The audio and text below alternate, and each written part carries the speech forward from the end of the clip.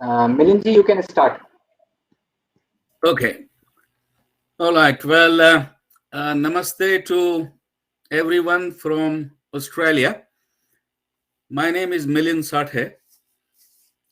I am professor in a university here in Australia.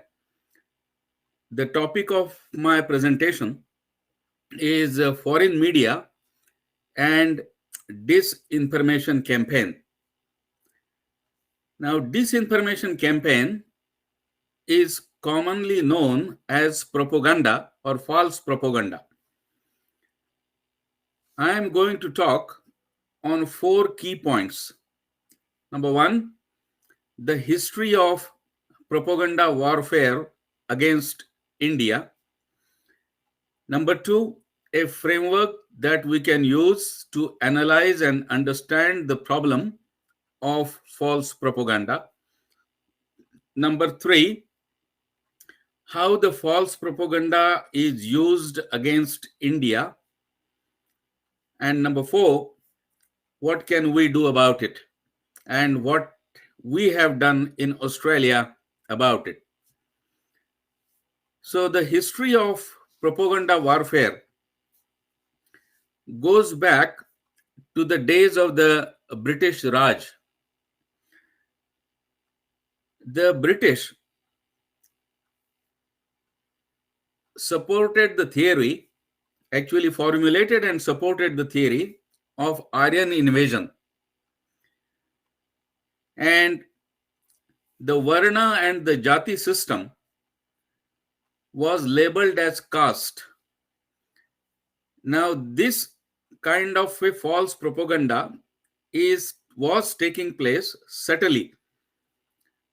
For example, calling Hinduism a religion or calling Dharma a religion is itself a propaganda. And Sanskrit Non-Translatables is a book recently written by Dr. Rajiv Malhotra, which is an eye-opener in this case. Similar things you will find in the book Breaking India by Rajiv Malhotra and The Ruler's Gaze by Professor Arvind Sharma. And these authors detail how the false propaganda has been going on for years. There was a thesis by a Marxist by name Gangadhar Adhikari. And this 1942 thesis advocated that India should be divided into 17 small states. Obviously, the strategy is obvious that when there are smaller states, then you can subjugate them easily. The communists in India, they have not abandoned yet the Adhikari thesis. Similarly, the Joshua project of the missionaries in Nagaland and other states. In Nagaland, the Christian population was about 13%, 13% in 1931. Today, it stands close to 90%, 90%. So that means almost the whole of Nagaland is now Christian. Similar is the design of the Ghazwa-e-Hind, which Shoaib Akhtar, the cricketer, recently was talking about. propaganda intensified after Modi became the Prime Minister in 2014. The London Guardian wrote a special editorial on 19th of May 2014, which noted that we, the British, in short, ruled India by proxy. And who was the proxy? Of course, the Congress Party. But now, 2014, for the first time, a Indian government, a real Indian government, a real Hindu government, they call it Hindu fundamentalist government, has come up, and they are no longer our proxy. Consequently, the propaganda intensified. Now, if we have to understand the problem of false propaganda, we need a framework. The RAND Corporation in the United States, they developed a framework to analyze Russian propaganda against USA. That framework has got 4 elements. The first is leadership. The second is the proxies. The third is the loudspeakers or the amplifiers. And the fourth is the consumers, that is to whom the propaganda is directed for consumption. Similar propaganda tactics have been used by Iran, ISIS, ISIL, and they use political, cultural, and religious levers in order to push false propaganda. Now, if we apply the RAND framework to India, then we find that there is not just one leadership. There are 3 leaderships. One is the adversarial countries, like Pakistan, China, we know who the adversarial countries are. They are pushing false propaganda to demean India internationally for their interest. Number 2, there are adversarial political parties. The Communist Party, the UPA, the Congress, etc. Their objective is to pull down Modi. The third is the religious leadership, the missionaries, and of course the Islamists, who are interested in converting Hindus into Christianity or Islam, and the Marxists as well, who want to convert them to Marxism. The reason is, once they get converted, they become vote banks for the opposition political parties in India. And that's the reason why these parties, when they were in power, neglected the activities of these missionaries and others. The proxies are the domestic media. The amplifiers are social media, foreign media, and the consumers are Indian voters, foreign voters, and foreign policymakers, so that they can bring a change in the foreign country against India. They will put a government in place in a foreign country that is inimical to the interest of India. That is why the propaganda is made through the foreign media.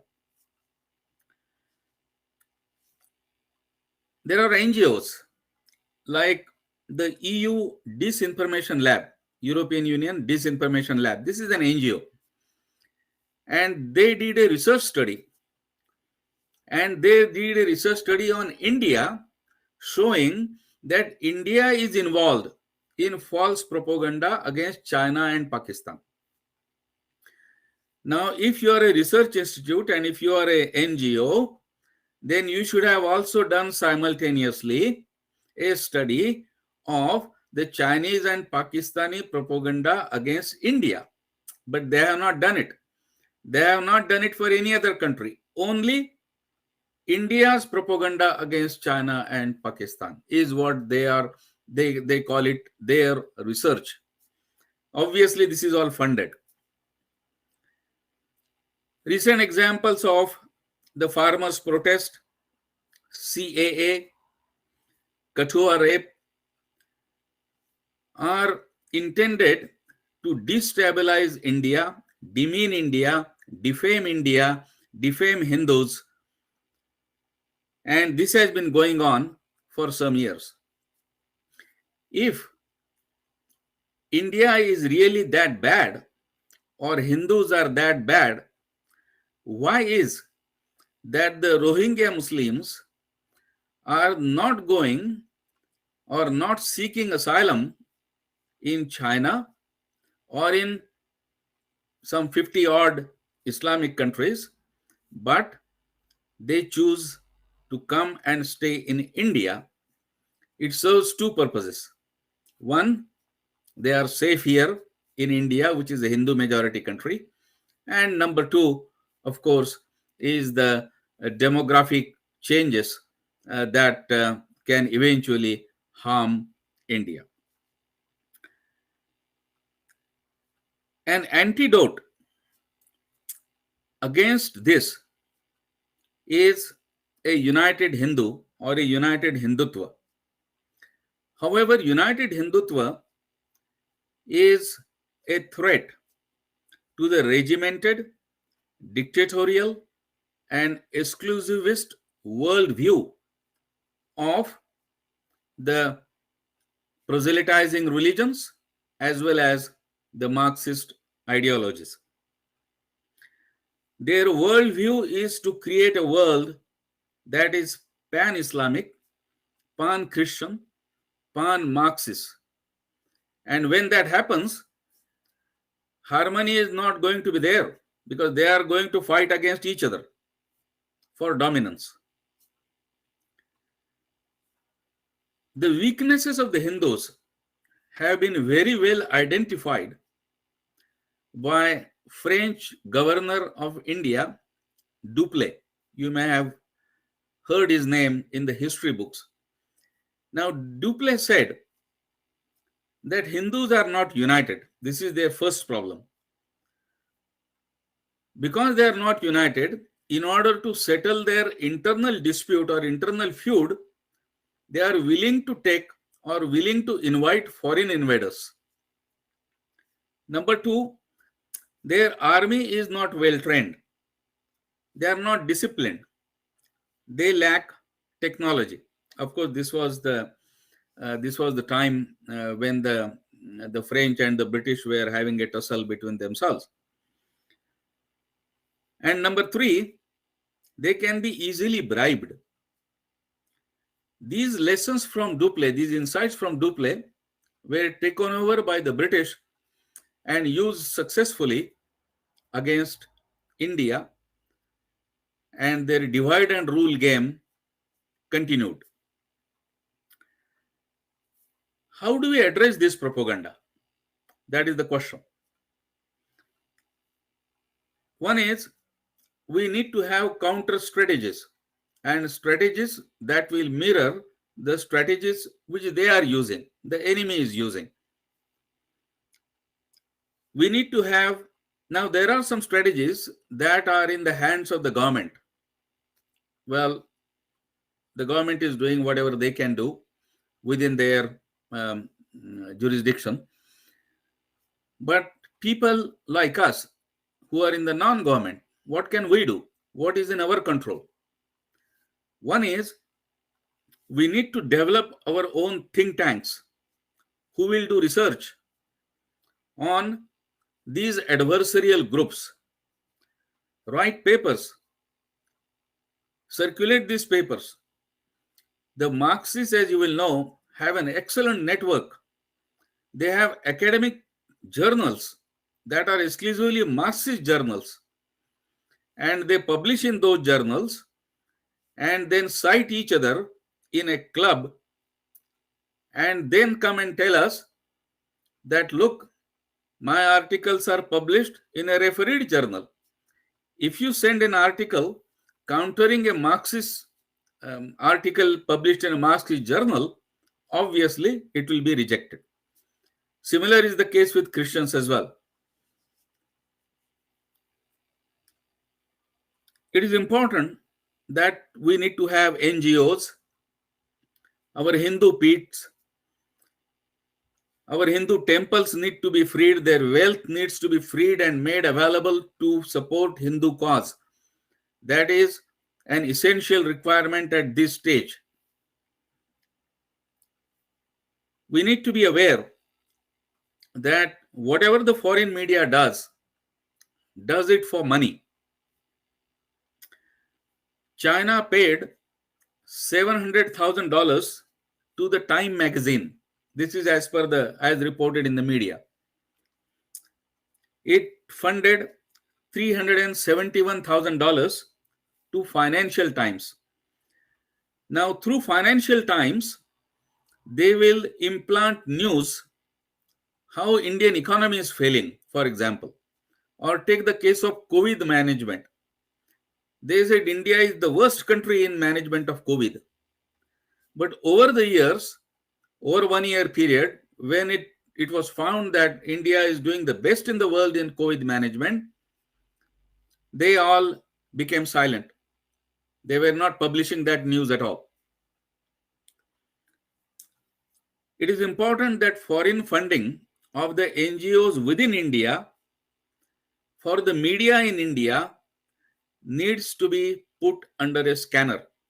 And when it was found that several Indian media have been funded by the Chinese. For example, the News Click has been funded by the Chinese. And it is easy for you to see which media is aligned where. We need to have counter strategy, and for that we need to have academics, journalists, rebuttals publishing in alternate media. I'll just quickly tell what we did in Australia. In Australia, I rebutted an article written by Pratap Bhanu Mehta, a Harvard professor in Australian Broadcasting Corporation, and I countered that article. After my article was published in ABC, I sent it to him and told him, Professor, this is a rebuttal. If you want to rebut me, please come out in the public domain. He ran away. In the last 2 years, he has not published anything in Australia. I did similar thing to Wendy Doniger, to Martha Nussbaum, to Joseph Alter, and the articles that I have written on this are available online. I did rebuttal of a journalist, Brian Tuhe, in the Sydney Morning Herald, and we also complained to the Press Council of Australia. Recently, when the Victorian government in Australia tried to ban the swastika sign, I prepared a research paper that swastika is not a Nazi symbol. The Nazi symbol is Hakenkreuz, and swastika is different. And this has been accepted by the Victorian government now, and Hakenkreuz is now at the website of the Victorian government and not swastika. So what are the lessons we get from this Australian study? Number one, do not ignore them, expose them, form a counter strategy. And thirdly, we need to train people. I am doing it in my limited way by training a group of academics in Australia as well as in New Zealand. So my time is up. Thank you very much. And it was nice to be here. Thank you. Namaste.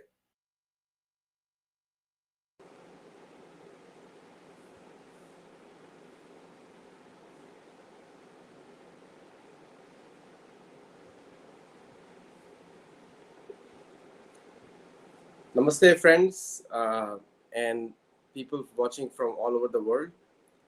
I just traveled to India. I'm in Puri, very famous place. So from Puri, from Jagannath ji's home, namaskar to everyone today.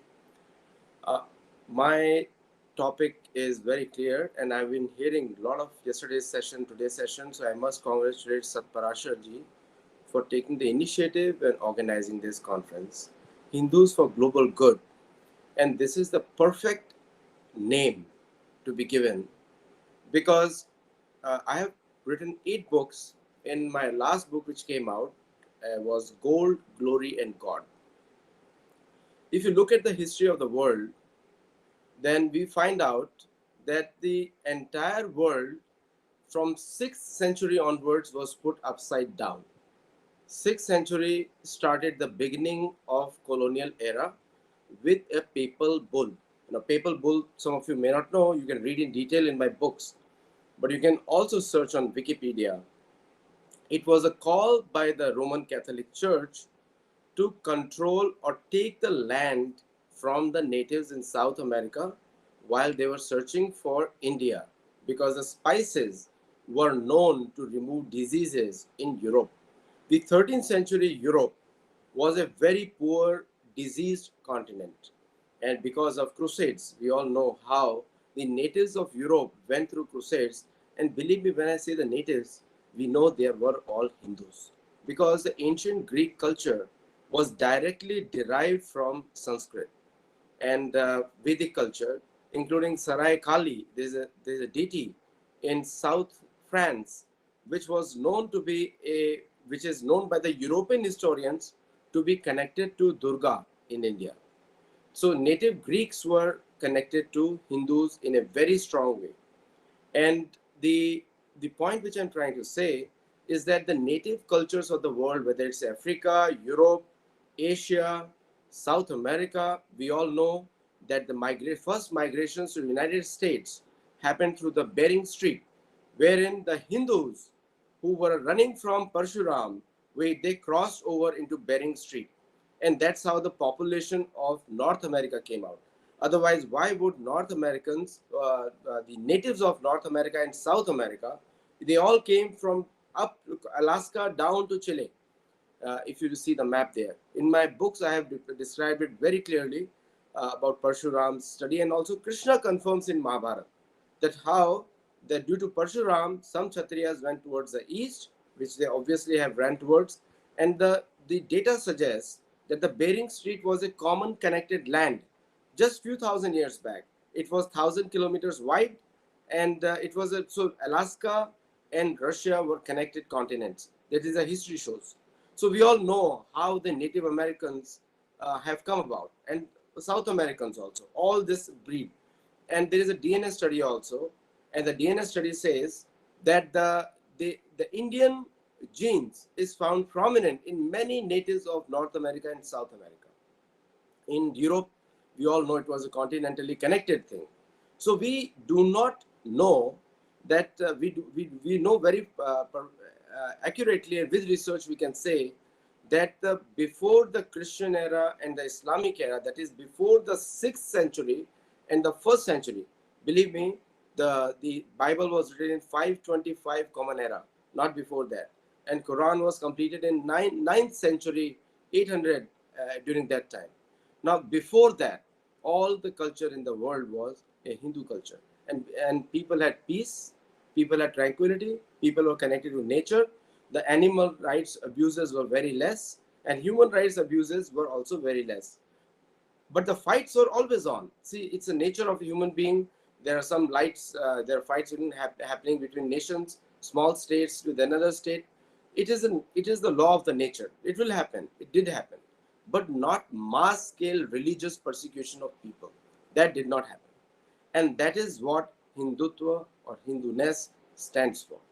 And the beauty of our culture is that it not only teaches us how to live harmoniously with another human being, it also teaches us to live harmoniously with nature, with animals, and also people belonging to multiple faiths. There is a very famous saying of Sikwan King that were very kind to all these invaders, despite them being looting our lands and making us a foreign citizen within our own land. This happened near Boston and northeast of America. So we as a Hindu community, and I must say, before me the speaker was from Australia, Aborigines of Australia. Aborigines of Australia, it is very well known, the entire Australian continent was fully occupied by Aborigines of Australia. And that means that every single part of that was inhabited just a few thousand years, few hundred years back. What has happened to Australia? What has happened to the Maori community in New Zealand? What has happened to the Kazakh community in China? They are all connected to us. And the most important is what has happened to Romani people of Europe. So we have to, as a Hindu community, we must become the leaders of human rights in the entire world. We must question wherever, in my last book, Gold, Glory and God, these were the three main reasons of colonial conquest and destruction of native cultures of the world.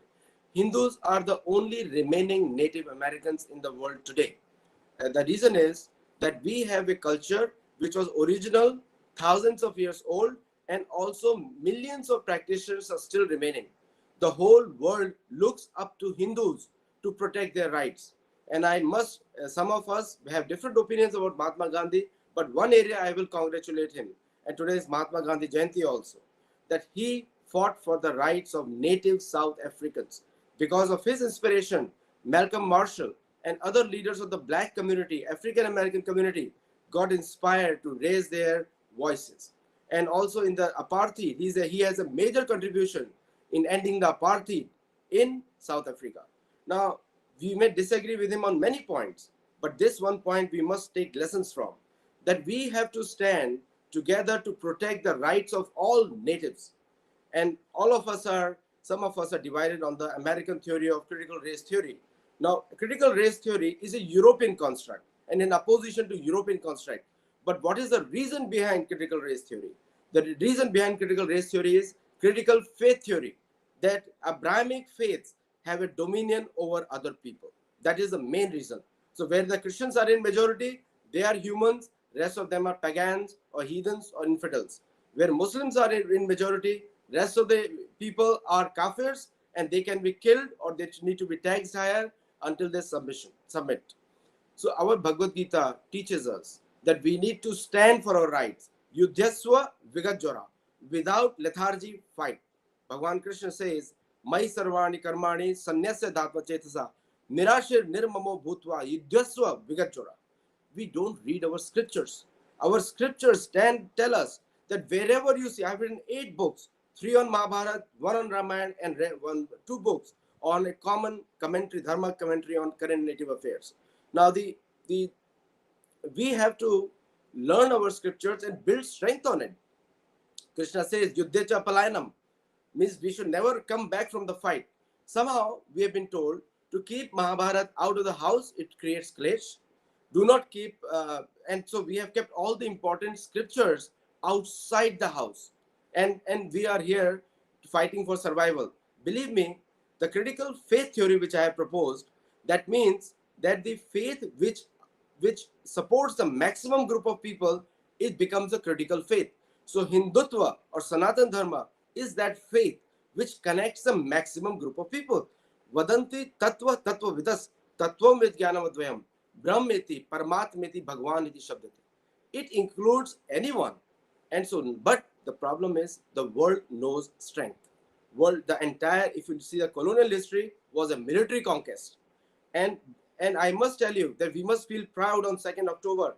The first king who defeated a colonial power was the Dutch. The Dutch were defeated in a straight naval military fight with Sri Martanda Varma from Kerala. And I'll be visiting Kerala very shortly. See, the point which I'm trying to say is that we have to build strength and we have to build our identity. And our identity is going to be built on our scriptures. And we have been made to forget it. We have been so many wrong translations of Gita has been written. We have been told Gita is a very old book, ancient book, it's a mythology.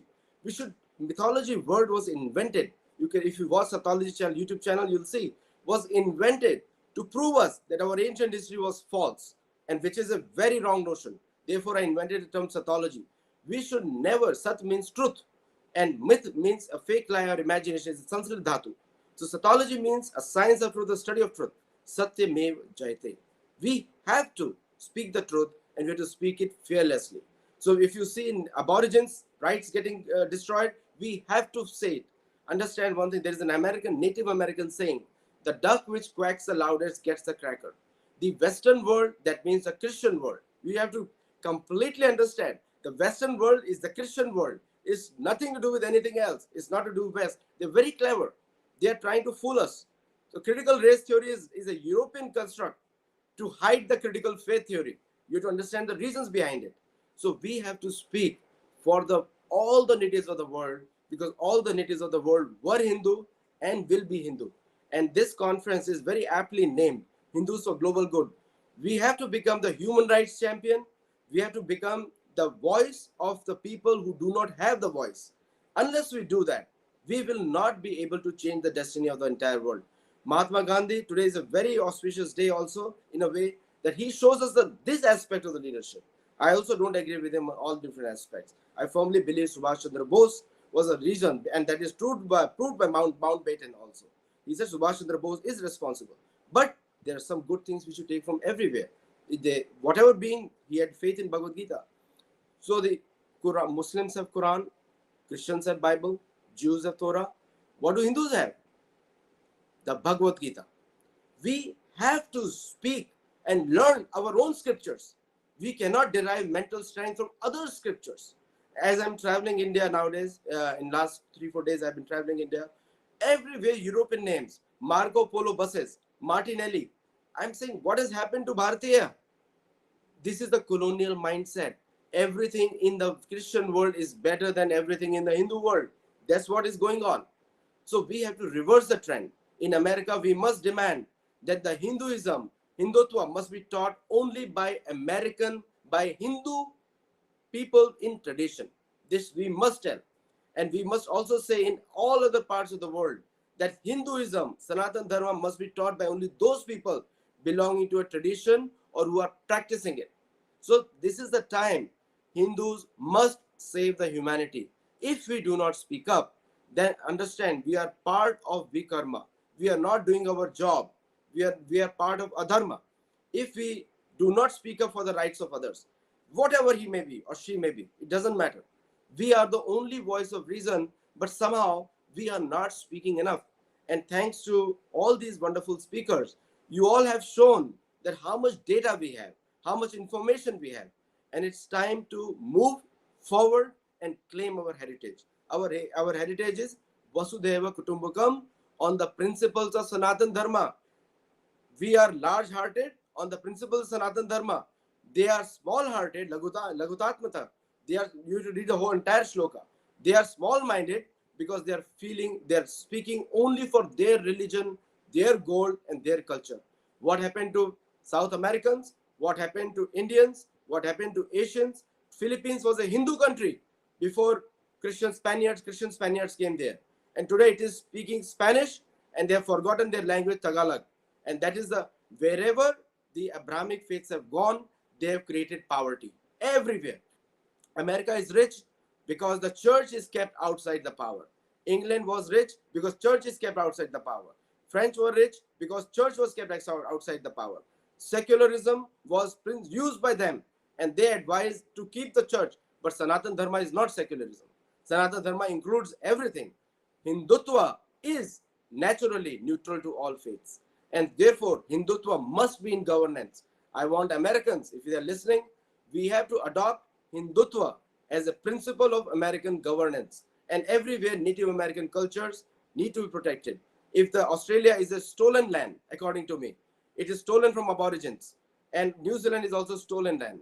So we have to speak out, speak up, and make ourselves heard and felt.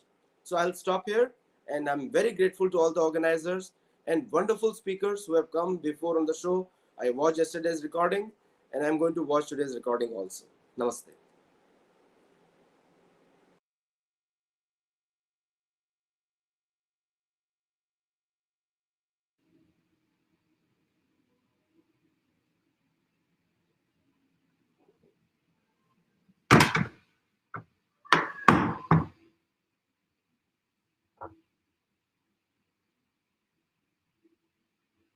Anand, should I start?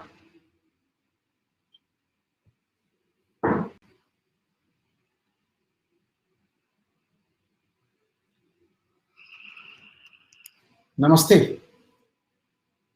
प्रिय भगिनी बंधुवर, मैं सबसे पहले इस वैश्विक आयोजन के सूत्रधार सभी मित्रों को धन्यवाद करते हुए आभार व्यक्त करता हूं। आप सब ने मुझे इस कॉन्फ्रेंस में बोलने का अवसर दिया, इसके लिए आप सबका बहुत बहुत धन्यवाद। संस्कृत के उदय से दुनिया को राह दिखाने वाली भारत की धरती से विश्व के कोने कोने से इस कॉन्फ्रेंस के सुनने वाले सभी महानुभावों को मैं प्रणाम करते हुए हिंदुत्व और उसके नीति शास्त्र, उसकी वर्तमान आधुनिक युग में सार्थकता के विषय में आपके समक्ष मैं अपने विचार प्रस्तुत करता हूं। हिंदुत्व बेसिकली है क्या? हिंदुत्व जीवन जीने की एक पद्धति है, एक सर्वोत्तम जीवन जीने का तरीका। वो जीवन जो सब में उत्तम हो, ऐसे जीवन तक जीने का तरीका हिंदुत्व है। हिंदुत्व कैसे आया, अगर इस विषय में जाते हैं तो मैं थोड़ा सा चर्चा करना चाहता हूं। जैसे न्यूटन ने लॉ ऑफ ग्रेविटेशन दिया हमको, सारी दुनिया मानती, सारा ब्रह्मांड ये बात मानता, सारा विश्व ये बात मानता है कि न्यूटन ने लॉ ऑफ ग्रेविटेशन दिया। लेकिन क्या उस सेब के गिरने के ऑब्जर्वेशन से पहले ग्रेविटेशन था ही नहीं? ब्रह्मांड की एक छोटी सी घटना को ऑब्जर्व करके न्यूटन ने लॉ ऑफ ग्रेविटेशन दिया। उसी प्रकार हमारे हिंदू ऋषियों ने वर्षों से इस ब्रह्मांड में होने वाली हर एक छोटी बड़ी घटना को ऑब्जर्व किया, चाहे वो मनुष्यों के प्रति हो, चाहे वो सृष्टि के प्रति हो, चाहे वो इस ब्रह्मांड में खगोलीय घटनाओं के बारे में हो। उन सबका ऑब्जर्वेशन करने के बाद दो पक्ष दिए, एक सनातन पक्ष है, एक परिवर्तनशील पक्ष है। ऋषियों ने पूरी गहराई के साथ इस ब्रह्मांड का अध्ययन किया तो ये पाया, हम जीव एक दूसरे से अलग नहीं है। सर्वे भवन्तु सुखिना, सबको सुख मिलना चाहिए, इस भावना के साथ ये हिंदुत्व आगे बढ़ता है। हमारे ऋषियों ने कहा कि हमारा जेनेटिक, हमारा मूल एक है। हमारा जेनेटिक एक है, मतलब हम परस्पर एक दूसरे से जुड़े हुए हैं। जब हम परस्पर एक दूसरे से जुड़े हुए हैं तो एक व्यक्ति सप्लीमेंट करता है वनस्पति को भी, एक व्यक्ति सप्लीमेंट करता है जलवायु को भी, एक व्यक्ति सप्लीमेंट करता है पशु पक्षियों को भी, क्योंकि बेसिक चीज एक है। जरा मन में सोच के देखिए, हम कहीं यात्रा कर रहे होते हैं, यातायात के किसी साधन पे बैठे होते हैं और कोई अचानक से घटना होती है, कोई दुर्घटना होती है, तो बड़े सहज रूप से हमारे मन से आह निकलती है। तो इसका मतलब क्या है कि हम सब प्राणी एक दूसरे से आपस में जुड़े हुए हैं। हमारा मूल एक है, ये बात हमारे ऋषियों ने कही, और हम आपस में जुड़े हुए हैं। और इस कैसे इसको नीति के साथ, नीति शास्त्र के साथ, कैसे इसको एथिक्स के साथ जोड़ा जाएगा। जब हम अपने एथिक्स के बारे में सोचने बैठते हैं तो हम ये पाते हैं कि जब किसी एक सनातनी का जीवन, किसी एक सनातन धर्म के जीवन जीने वाले व्यक्ति को, जिसको हम कहते हैं हमारे ऋषि थे, ऋषि मुनि थे, उन ऋषियों का किसी के जीवन को उठा लिया जाए तो शायद एथिक्स को डिफाइन किया जा सकता है उनके जीवन से। हमारा ऋषि कहते हैं कि हमारा जीवन, हमें अपना जीवन संयम से बिताना चाहिए। संयम क्या है? सृष्टि में पूरकता तभी आएगी जब हम अपना जीवन संयम से जीवन को यापित करें। उपनिषद कहते हैं तेन त्यक्तेन भुजिता, कैसे रहना है? त्याग पूर्वक इस संसार का उपभोग करना है। मतलब ऐसा नहीं करना है कि सब कुछ त्याग करके इस जीवन को जीना है। दूसरों की आवश्यकताओं की पूर्ति होती हो और हमारी आवश्यकताएं हो चुकी हो तो हमें सब कुछ ओढ़ के नहीं ले जाना है, इस तरह के जीवन को त्यागपूर्वक जीना है। और इसका हमको नित दिन हमारे ऋषि मुनि अभ्यास करते हैं। आप कहीं किसी ऋषि के आश्रम में जाइए तो ऐसा लगता है जो उनके पास उनके सामान्य जीवन को, उनकी आवश्यकताओं की पूर्ति से अधिक होता है, वो सदैव दूसरे को दान करते रहते हैं। हिंदुत्व के कुछ प्रधान पक्ष हैं, 10-12 चीजों की मैं चर्चा करूंगा आपके साथ और उनको जोड़ने का प्रयास करूंगा। हालांकि अगर आप किसी भी एक चीज में जाएंगे, आप किसी भी एक चीज को समझने का कोशिश करेंगे, तो हमारा नीति शास्त्र पूरी तरह से, हमारे एथिक्स, हमारी वैल्यूज पूरी तरह से अगर विश्व आज अडॉप्ट करता है, तो निश्चित तौर पे ये मानिए जो सर्वे भवन्तु सुखिना की कल्पना है इस हिंदू धर्म की, वो पूरा ब्रह्मांड सुखी हो जाएगा। तो एक एक करके मैं पॉइंट वाइज जाता हूं। सबसे पहली बात, हमारा नीति शास्त्र कहता है कि हमें कृतज्ञता होनी चाहिए, यानी कि व्यक्तियों के प्रति, जीवित प्राणियों के प्रति, जो हमारे सहयोगी रहे हैं उनके प्रति कृतज्ञता रहे। यहां तक कि पेड़ पौधों के प्रति भी कृतज्ञता की बात होती है। और क्योंकि पेड़ पौधे मुझे ऑक्सीजन देते हैं, इस ब्रह्मांड को चलाने के लिए वायु देते हैं, इसलिए हम सब उनके प्रति कृतज्ञ हैं और उनकी पूजा अर्चना करते हैं। कहीं देवी देवताओं की स्थापना करते हैं, उसके माध्यम से प्रकृति के संरक्षण की बात होती है। चाहे हम सुदूर वैष्णो देवी की बात करें, चाहे हम किसी बड़े पर्वत पे बैठे हुए किसी अपने स्थापित किसी देवी देवता के बारे में बात करें, तो वो सब प्राकृतिक संरक्षण और प्रकृति के प्रति कृतज्ञता को लेता है। और वर्तमान विश्व अगर इन सब चीजों के प्रति, जो हमें जीवन देती हैं, ऐसी चीजों के प्रति कृतज्ञता लेके आएगा, तो निश्चित तौर पे ये दुनिया, ये ब्रह्मांड, ये विश्व सुखी होगा। दूसरी बात, हमारा नीति शास्त्र, हमारे एथिक्स कहते हैं कि हमें परोपकारी होना चाहिए, दूसरे के प्रति सहृदय होना चाहिए, विशेषकर उनके प्रति जिनको तत्काल इसकी आवश्यकता हो। इस कोविड के संकट में हम अपनी परवाह ना करते हुए दूसरों की मदद कर रहे थे। हिंदुस्तान में रहने वाले अमूमन 80% लोग, अगर कोई व्यक्ति परेशान था तो बिना इसकी चिंता किए हुए दूसरों के परोपकार में लगे हुए थे। और उसकी वजह से आप देखिए पूरा विश्व एक तरीके से लड़खड़ाया, लेकिन हिंदुस्तान उस परोपकार की भावना की वजह से आज लड़खड़ा के पुनः खड़ा होके और वैसे ही चल रहा है।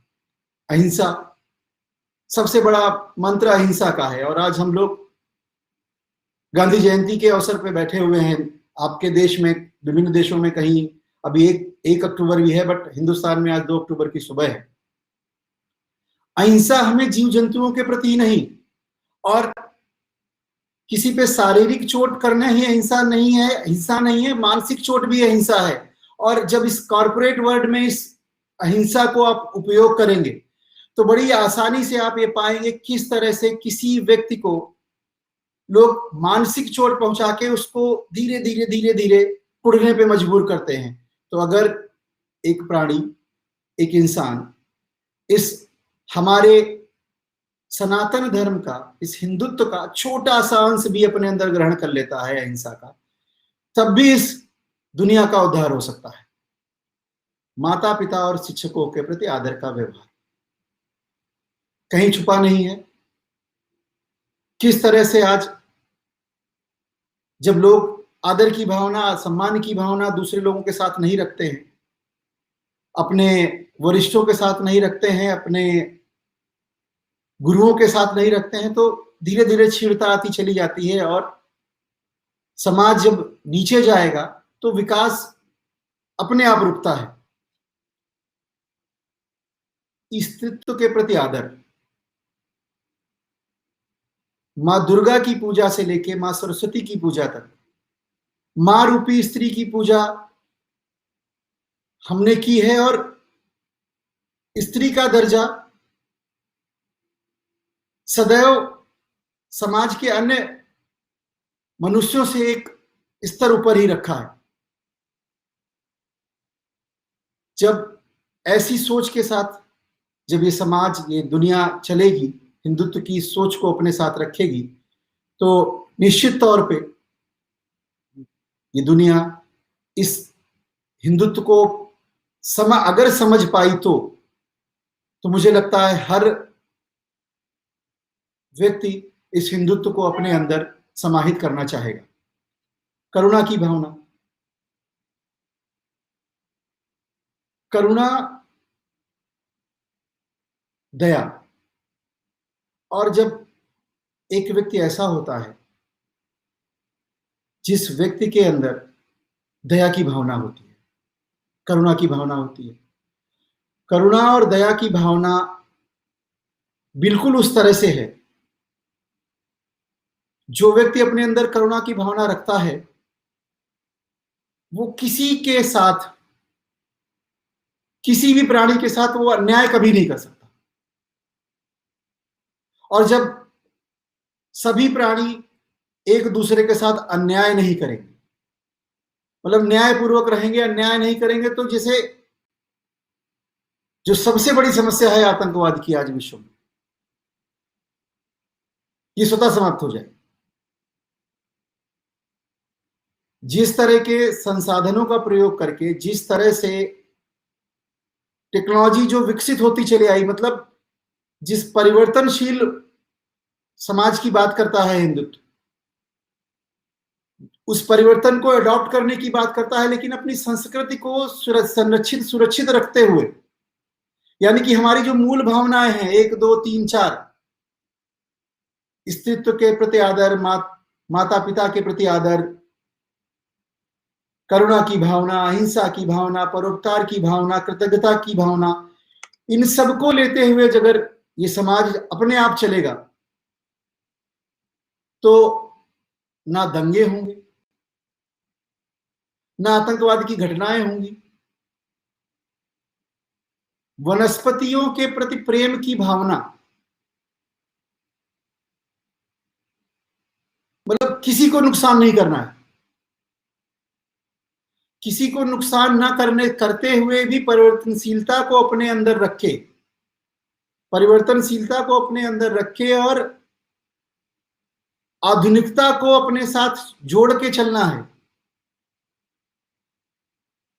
इसका अर्थ बिल्कुल इस तरह से नहीं लगाना चाहिए कि लोग कहते हैं बार बार, कभी कभी जब हम अपने इस धर्म को अलग तरीके से लोग डिपिक्ट करते हैं, अलग तरीके से हमारी एथिक्स को, आस्थाओं को अलग तरीके से करते हैं, तो हमको अंधविश्वासी बताते हैं। हर चीज का, हर एक हमारी संस्कृति में उल्लिखित हमारे हर एक धर्म के हर एक सिद्धांत का वर्षों की शोध के बाद अगर वैज्ञानिकता निकलती है, तो पीपल की पूजा से लेके नदियों की पूजा तक हर जगह उसका साइंटिफिक रीजन दिखाई देता है। जो विश्व आज समझने की कोशिश कर रहा है, जैसा मैंने बिल्कुल शुरुआत में कहा कि हमारे हिंदू ऋषियों ने सैकड़ों वर्षों तक दुनिया ब्रह्मांड की हर एक घटना को ऑब्जर्व करते हुए इस धर्म को, इस जीवन पद्धति को आत्मसात किया है, अंगीकृत किया है। तो कोई भी चीज, इस धर्म को मानने वाली कोई भी चीज ऐसी नहीं है जो साइंटिफिक ना हो। वर्तमान में जो साइंटिस्ट आए, वर्तमान में जो साइंटिस्ट हुए, उनकी थ्योरी भी ऑब्जर्वेशन बेस्ड है। उस ऑब्जर्वेशंस के साथ उन्होंने उसकी प्रामाणिकता से पुष्टि करी, और उस पुष्टि के साथ जब वो कोई थ्योरी देते हैं, तो आइंस्टीन का चाहे ऊर्जा संरक्षण बनाए हम, चाहे न्यूटन जी का ग्रेविटेशनल बनाए, हमारे इस सनातन धर्म में, हमारे उपनिषदों में, हमारे वेदों में एक एक चीज वेल रिसर्च्ड है। और जो सूत्र वाक्य जो एथिक्स में कह रहा हूं, जो एथिक्स एक ऋषि के जीवन में आपको देखने को मिल जाएंगे, उनकी प्रैक्टिस जो भी करेगा वो समाज को, दुनिया को नुकसान तो पहुंचा ही नहीं सकता।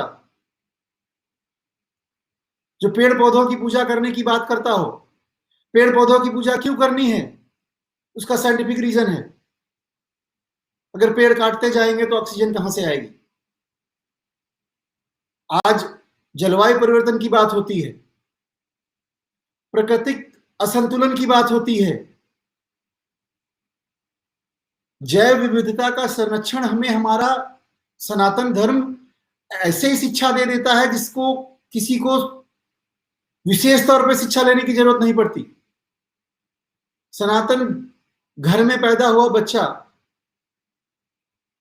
जीवन के अपने पहले अध्याय से जो उसको अपनी माता से मिलता है, वहां से लेके उसके जीवन के हर होने वाली घटना में, उसके परिवार की हर होने वाली घटना, उसको दुनिया विश्व कैसे अच्छा चले, कैसे हमारा व्यवहार अच्छा हो, किस तरह से चले, इसको सिखाती चली आती है।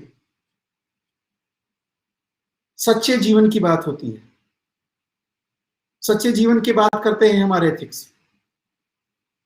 धन का अर्जन तो करना है, क्योंकि बिना धन के अर्जन के कुछ भी संभव नहीं है, लेकिन धन का अर्जन करना है तो वैधानिक तरीके से करना है।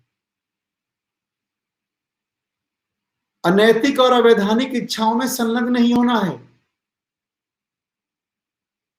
सच्चा जीवन बिताना हिंदू जीवन पद्धति का ही एक पक्ष है। सच्चाई का सिद्धांत ही केवल इस नीति शास्त्र का सबसे बड़ा अंग है। जब हमारे जीवन में सच्चाई होगी, सच्ची तरीके से हम अपनी बात को रखेंगे, अपने मन में जो भावना होगी उसको आगे लेके जाएंगे। जैसे हमारा मन होगा वैसे ही हमारे कर्म होंगे। इस स्थिति में जब हम रहेंगे तो निश्चित तौर पे मैं यकीन के साथ कह सकता हूं कि इस जीवन पद्धति के साथ जो भी जीवन जिएगा वो समाज का हित ही करेगा और सारा विश्व वसुधैव कुटुंबकम के भावना से आगे चलता रहेगा। संयम और इंद्रियों का निग्रह एक मनुष्य में आत्म संयम के गुण का विकास होना चाहिए, क्योंकि यही केवल मन को नियंत्रित करता है। जब आत्म संयम होता है तभी मन नियंत्रित होता है। आत्म संयम हटा तो मन नियंत्रित नहीं हुआ, और अनियंत्रित मन तालिबान को जन्म देता है। हमारी आवश्यकताओं की पूर्ति तो होती रहे, हमारी आकांक्षाओं की पूर्ति भी होती रहे, लेकिन हमारा सनातन ये कहता है, हमारा हिंदू धर्म ये कहता है, हमारी आकांक्षाओं की पूर्ति में अगर किसी व्यक्ति का नुकसान हो रहा है, हमारी आकांक्षाओं की पूर्ति में अगर किसी की आवश्यकताएं कट हो रही हो, किसी आवश्यकताओं की पूर्ति होने में बाधक हो रही हो हमारी आकांक्षाएं, तो निश्चित तौर पे हमें उन आकांक्षाओं को पूर्ति नहीं करना चाहिए। ऐसा संयम हमें अपने इंद्रियों पे बनाना है। त्रिकोण शुद्धि। अब त्रिकोण शुद्धि एक शब्द समझने के लिए आपको लगेगा अभी जी त्रिकोण शुद्धि बोल रहे, लगता है कि बिल्कुल पूरी तरह से आज उस प्रवचन में आ गए हैं जो प्रवचन हिंदू धर्म की तरफ ले जाएगा। ऐसा बिल्कुल नहीं। ये हमारे एथिक्स इतने स्ट्रांग हैं, अगर आप सोचना शुरू करते हैं तो शायद हर एक घटना को, हर एक भौगोलिक घटना को आप ऐसे हर एक जीवन जीने वाले प्राणी को ऐसे लिंक करते चले जाएंगे कि आपको लगेगा कि नहीं, गीता पढ़िए, श्री कृष्ण जी के उपदेशों को जब आप अध्ययन करने का प्रयास करते हैं, उनको समझने का प्रयास करते हैं, और कुछ लोग जो उनको आत्मसात करने का अनुभव प्रयास करते हैं, तो ये पाते हैं कि अपने आप में वो ऋषि की भावना, अपने आप में एक ऐसी भावना डेवलप हो जाती है और अपने आप में आपका कैरेक्टर ऐसा बिल्ड हो जाता है कि लगता है यार ये व्यक्ति तो बहुत अच्छा है। वैसे ही त्रिकोण शुद्धि की बात मैं करूं तो व्यक्ति के विचार, मेरे विचार और मेरी वाणी और मेरे कर्म, तीनों के बीच में सामंजस्य होना चाहिए। मेरे विचार कुछ और कह रहे हो, मेरी वाणी कुछ और कह रही हो, मेरे कर्म कुछ और तरीके से हो, ये नहीं हो सकता। क्योंकि जब विचारशील प्राणी होता है तो उसके मन में जो विचार आते हैं, और सनातन धर्म को मानने वाले व्यक्तियों के मन में जो विचार आते हैं, वो विचार परिष्कृत ही होते हैं। जब हम शरीर, मन और आत्मा तीनों की सच्चाई अगर होती है तो एक अच्छा प्राणी बनता है, और एक अच्छा प्राणी अच्छे समाज की रचना करता है, और अच्छा समाज सबको सुखी रखता है। मैं पुनः दोहराऊंगा, सर्वे भवन्तु सुखिनः की भावना मन में लेते हुए ये प्राणी चलता है और पूरा विश्व सुखी रहे, पूरा विश्व में वसुधैव कुटुंबकम की भावना बनती रहती है। पारिवारिक जीवन, एक पुरुष और स्त्री के मध्य विवाह के माध्यम से निर्मित पति पत्नी का संबंध एक अटूट संबंध बनता है। जो लोग आज अकेले रहते हैं, पति पत्नी के साथ उनके बच्चे, और अगर उनकी एक पीढ़ी और उनके माता पिता भी उनके साथ,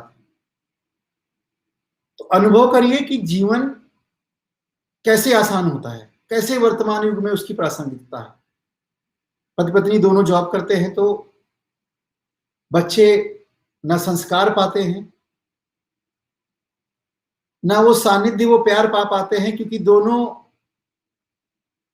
अपने दायित्व का निर्वहन में लगे होते हैं। और ये जब ये परिवार कुटुंब के रूप में एक साथ रहता है तो हमारे अपने माता पिता से हमारे बच्चे वो संस्कार भी प्राप्त करते रहते हैं, और कहीं भी कोई ऑब्स्टिकल नहीं आता। माता की संकल्पना, माता की संकल्पना हमारी सबसे बड़ी धरोहर, हमारी मां, और हमारा सनातन धर्म पृथ्वी को माता मानता है। मैंने अपने बचपन में देखा है, मेरी माता जी जब बिस्तर से उठती थी तो सदैव सबसे पहले पृथ्वी के पैर छू के अपने दिनचर्या की शुरुआत, दिन की शुरुआत करती थी। मतलब ये कल्पना, ये जीवन अगर किसी ने दिया है, पृथ्वी ने दिया है। वर्तमान परिदृश्य में, आज इस वर्तमान परिदृश्य में जब हम बात करते हैं तो कहते हैं कि ओजोन लेयर क्षत विक्षत हो रही है, नदियों का संरक्षण नहीं हो रहा है, हमारी वायु प्रदूषित हो रही है। यानी कि प्राकृतिक संसाधन जो भी हैं, जो भी प्रकृति है, इस प्राकृतिक जीवन के हर एक एस्पेक्ट्स की रक्षा करना, जल, जीवन यानी कि जैव विविधता बरकरार रखना, जमीन, तीनों की सुरक्षा करने का जो एथिक्स है, जो वैल्यू है, वो सनातन धर्म में आती है, हमारे हिंदुत्व में आती है। मैं अपने आप को समअप करता हूं, अगर ये विश्व हमारे एथिक्स का पे जीता है, एथिक्स पे चलता है, तो जो भी आने वाली समस्याएं हैं, आगे आने वाली पीढ़ियों को, हमारा धर्म अपना जीवन तो जीता ही है, बट आगे आने वाली पीढ़ियों को भी अच्छा जीवन मिले। ऐसा ना हो कि सारे प्राकृतिक संसाधनों का उपयोग हम ही कर जाएं और आगे आने वाली पीढ़ियां अभाव में जिए। हमारा धर्म कहता है कि हम इसके साथ रहें, आगे वाली पीढ़ी को ध्यान में रखते हुए अपने जीवन को जिए। सारा विश्व कुटुंब हो, वसुधैव कुटुंबकम, सभी सुखी रहे, सर्वे भवन्तु सुखिना। इसी भावना के साथ मैं अपनी वाणी को यहीं विराम देता हूं। आपका बहुत बहुत धन्यवाद, आपका बहुत बहुत आभार।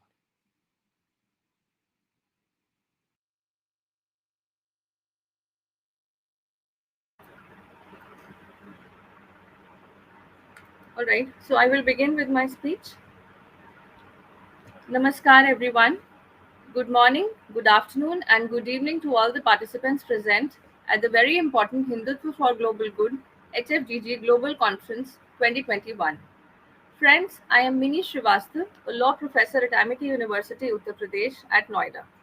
In this conference, we all have assembled here to discuss and deliberate upon various aspects and facets of Hinduism, thereby highlighting the goodness in the great religion of Sanatana Dharma. At the outset, I would like to thank the organizers, Hindu Heritage Foundation of America, and all the supporting partners for giving me the opportunity to speak at this august platform. Before starting the deliberation, I would like to specifically mention that I am speaking here only in my personal and not professional capacity as a follower of Sanatana Dharma. And to set the context of my main topic, I would actually first and foremost like to briefly deliberate on three phrases: Sanatana Dharma, Hindu, and Hindutva. So, what is Sanatana Dharma? Friends, it is made up of two words, Sanatan and Dharma. The word Sanatan is a Sanskrit word meaning eternal, that is, शाश्वत या हमेशा बना रहने वाला, अर्थात जिसका न आदि है न अंत है. Now, speaking of dharma, I hope many of us are aware that the real meaning of the word dharma is not same as the globally accepted definition of the word religion. The word comes from the Sanskrit root dhri, which means to sustain, or in simple Hindi, dharan karna.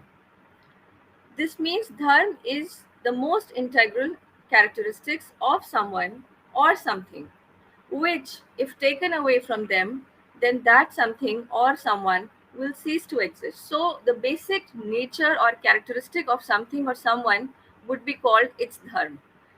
Dharma could be that of an object or of a person. So, for a human being or manav, dharma implies duty. A person's dharma consists of duties that sustain them according to their innate characteristics, which are both spiritual and material in nature.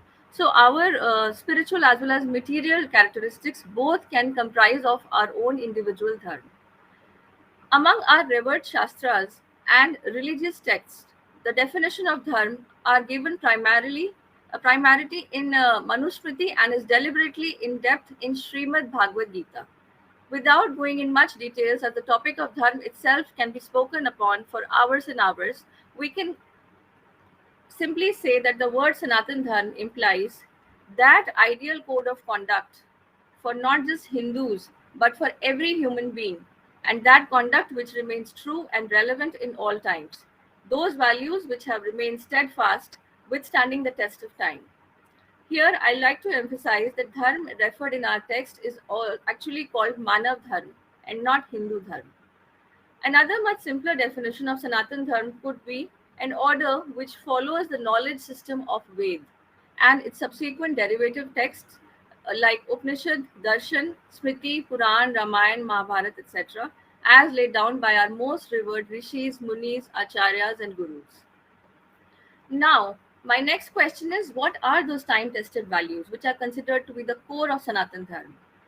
Some of them are Satya, truth; Ahimsa, non-violence; Daya, compassion; Shama, forgiveness; Dan, charity; Jap, chanting; Tap, penance; Yam Niyam, rules and regulations, Adi, जिनका शाश्वत महत्व है.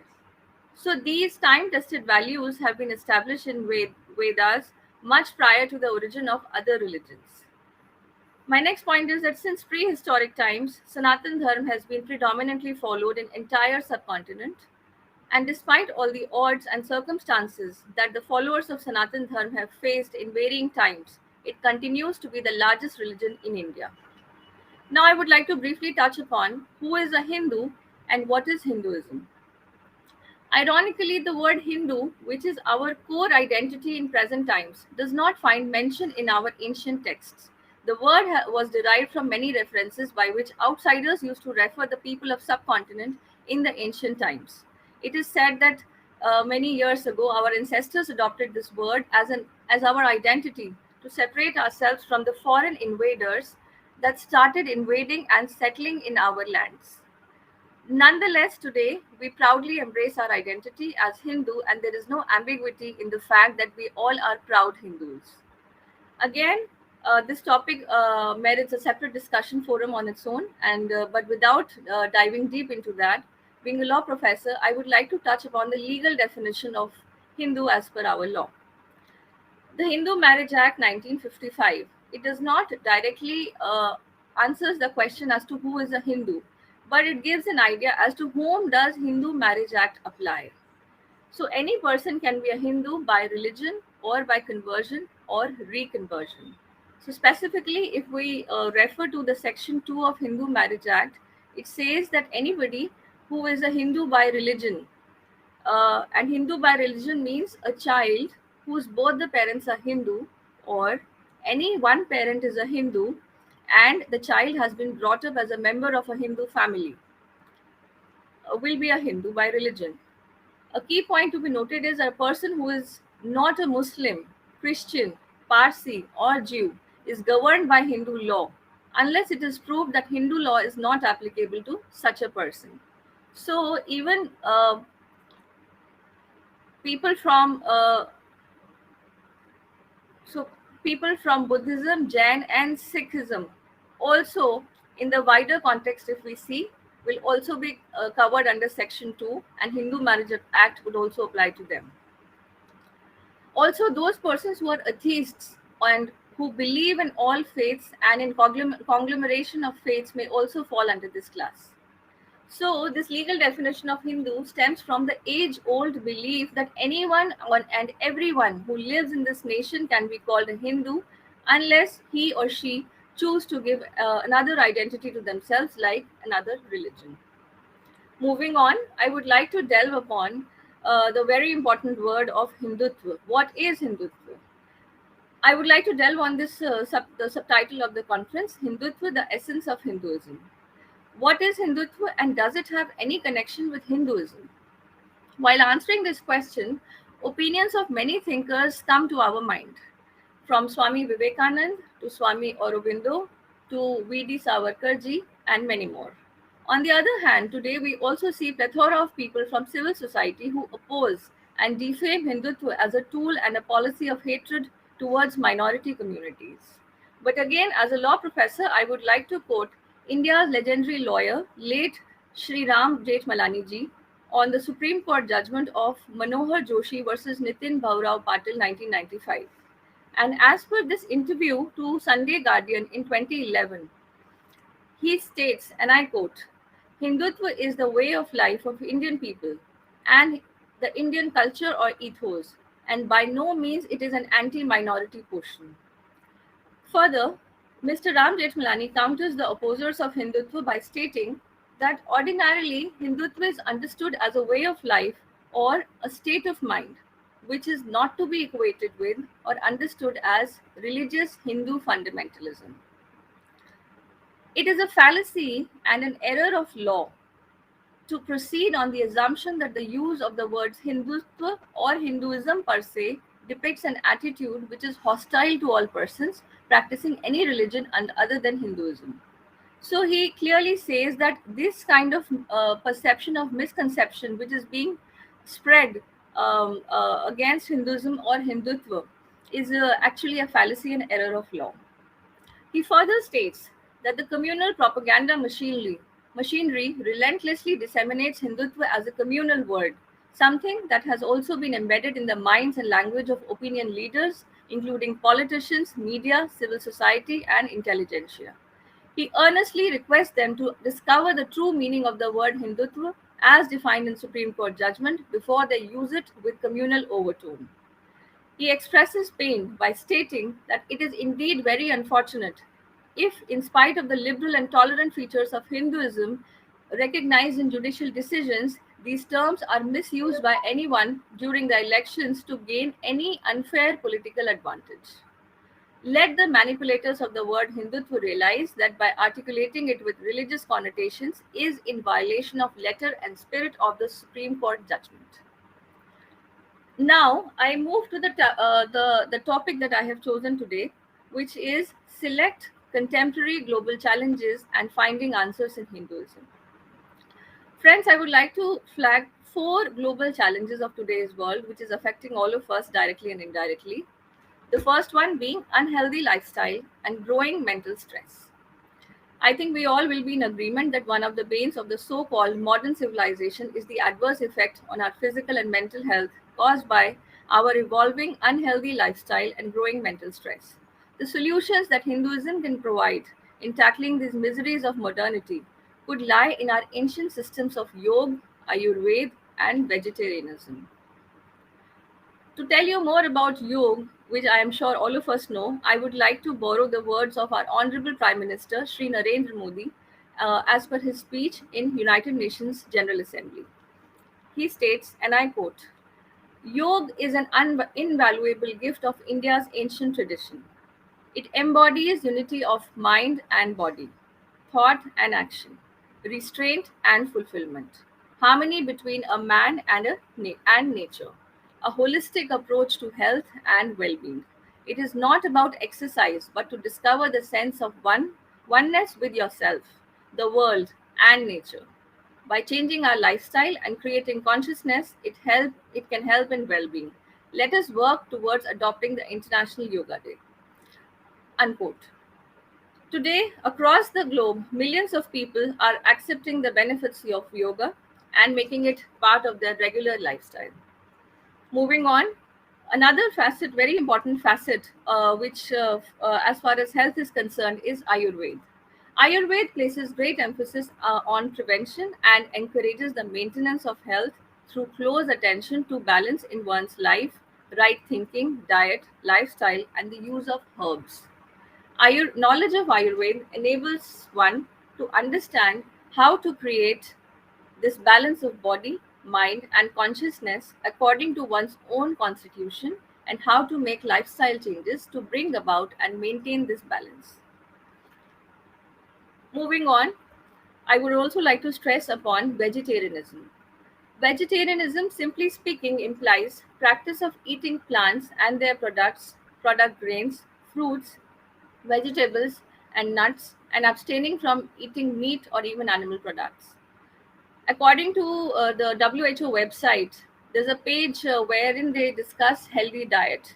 So there it is mentioned that there is a clear evidence that shows the benefits of a diet high in fruits, vegetables, legumes, nuts, and grains, but lower in salt, free sugars, and fats, particularly saturated and trans fats. So indirectly, even the WHO is also subscribing to the vegetarian diet by mentioning the components of vegetarianism. Similarly, there can be countless other examples like Surya Namaskar, Sandhya Vandana, etc., where practice of our traditional value systems lead to undoubted benefit to both physical and mental well-being of humans. Friends, now I would like to move on to the next concern, which is again global in nature, that is rising intolerance towards each other. Today, no one can deny the world that no one can deny that the world is facing the rising intolerance towards divergent viewpoints. We are collectively, as a human race, are becoming more and more impatient and less accommodating towards those who have opinion which is different than ours. All this is the source of major problems at domestic level till international and global level. To counter this challenge, we all can look and learn. We all can look at and learn from our timeless culture of Hinduism, which allows and promotes multiple thoughts to coexist under the one umbrella of Sanatana Dharma. Dissent with respect is something which we deeply believe in. For example, we have different sampradaya systems within Sanatan Dharma, whose definitions and philosophies about nature of Bhagwan, Prakriti, and their relations with all living beings, plus ways of living, meditation, etc., are completely different, and in some cases almost opposite to each other.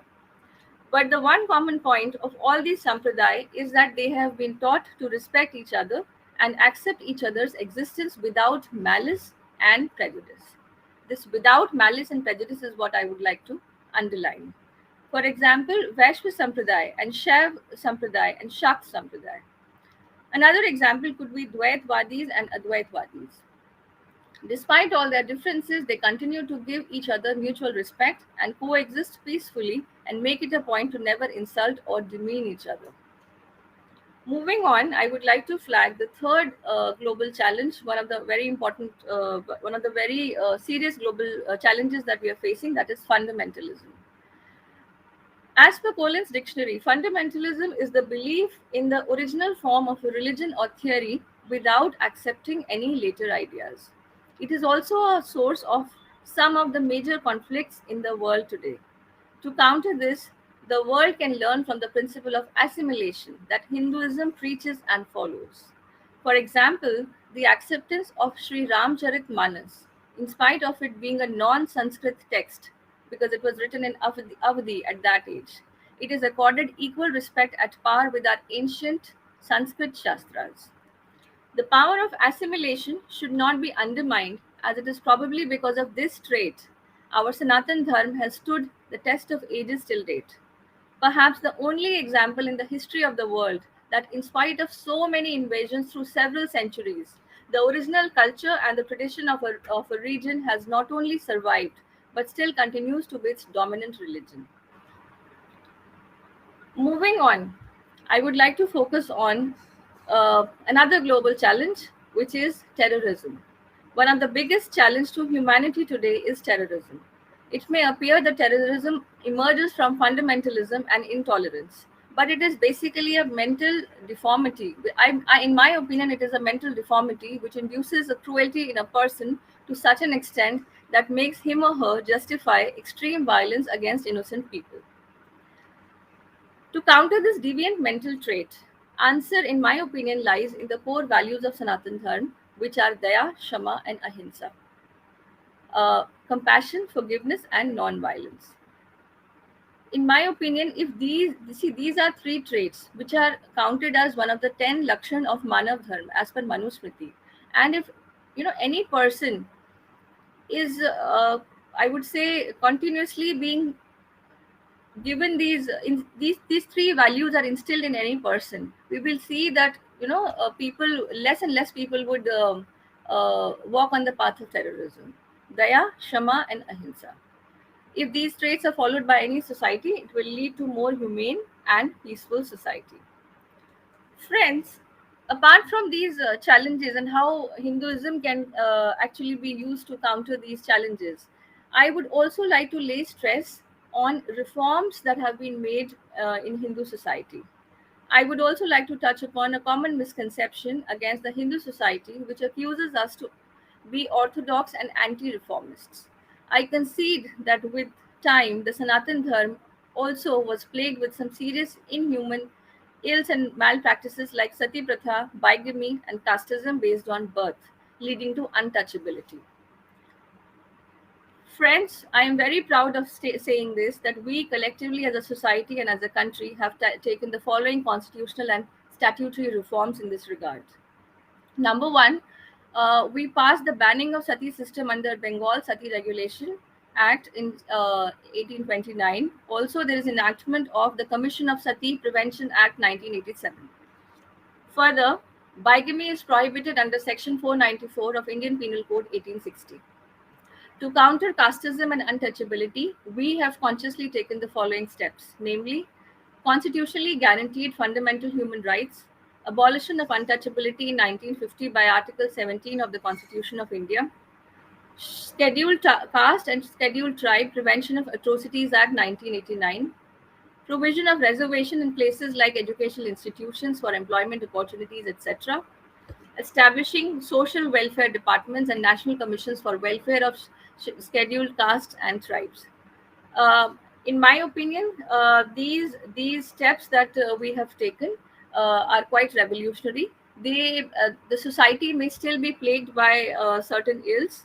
I do not say that everything has become perfect, but we have consciously, in our legal landscape, we have taken these steps in order to bring changes in the social landscape. And I myself feel that the changes have already started.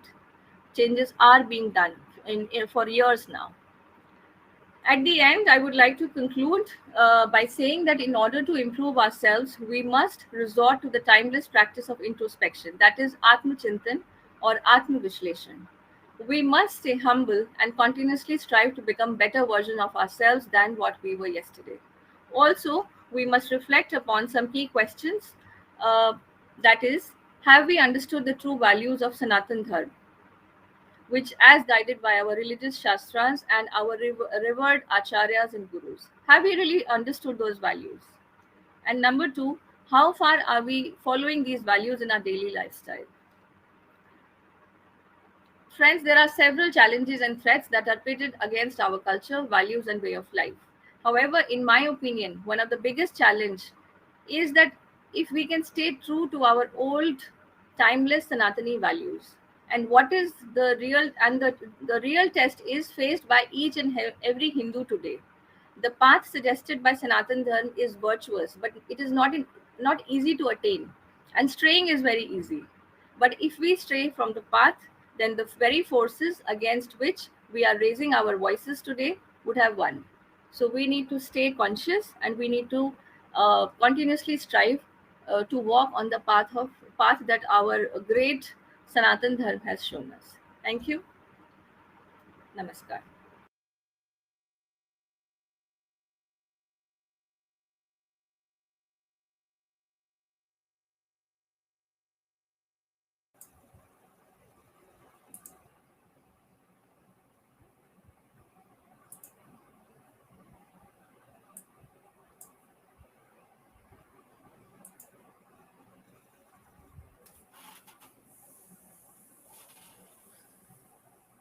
Namaste and greetings to every one of you present here.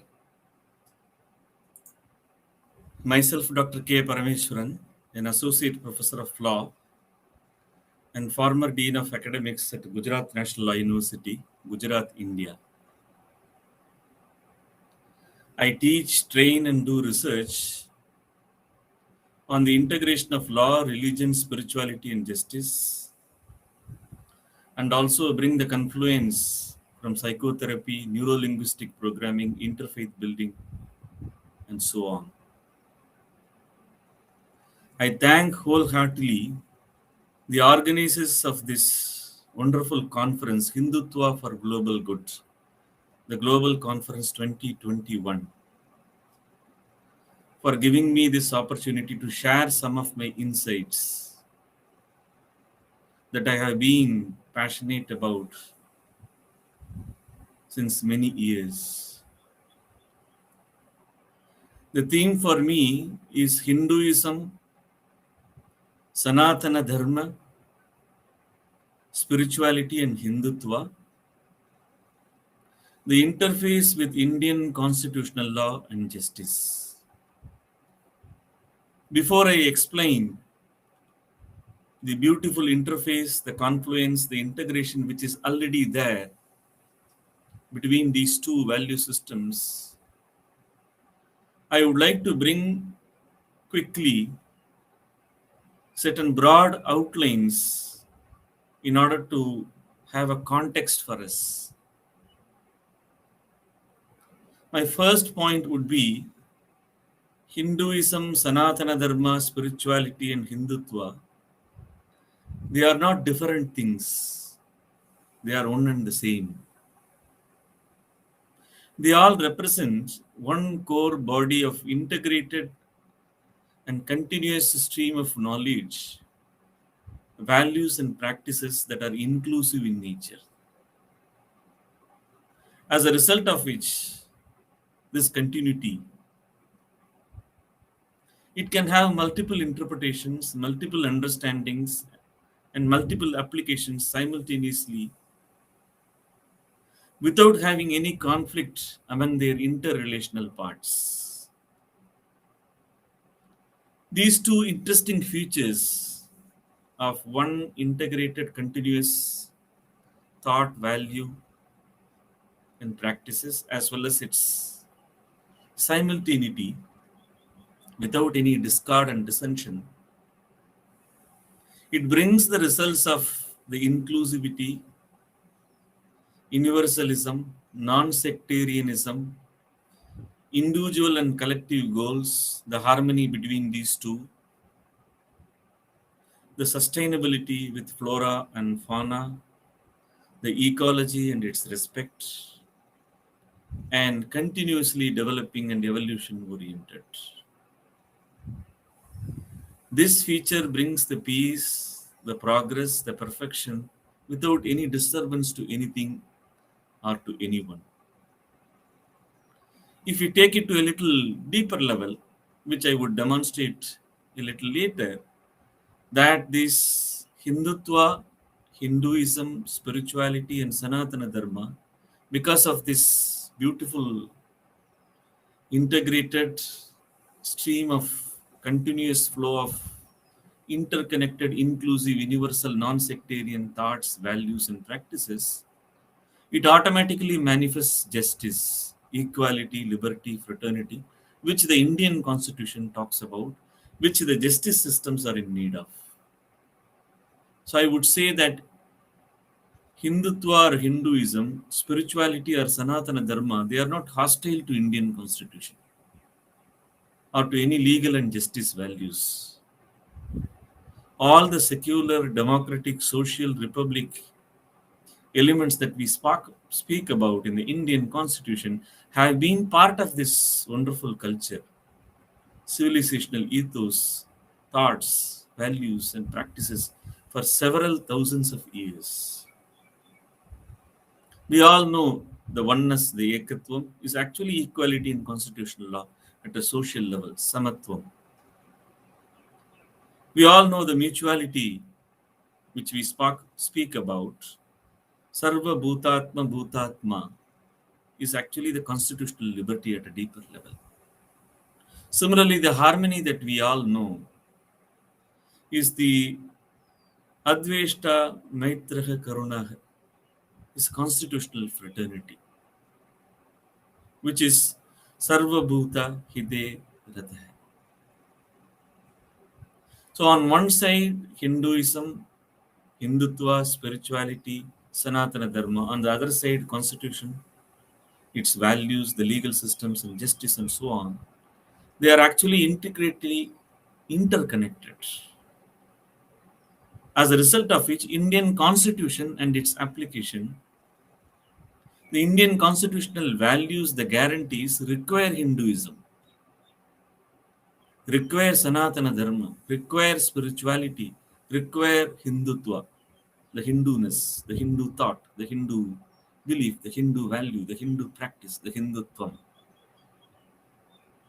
Not only for realizing the goals of the Indian Constitution for India, but as a model for the whole world, for the whole humanity. But the mistake that we do is that the constitutional law, which has ingrained these values, the constitutional makers, the founders of the Indian Constitution, they were aware of this Sanatana Dharma, Hinduism, the Hindu values, thoughts, practices, Hindutva, and so on. They incorporated these universal values in the preamble itself.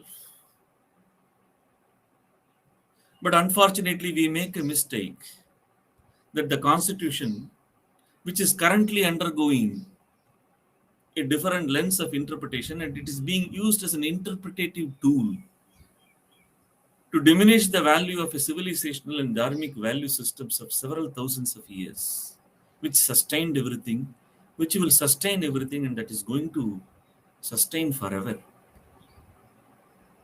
We need to change our interpretation.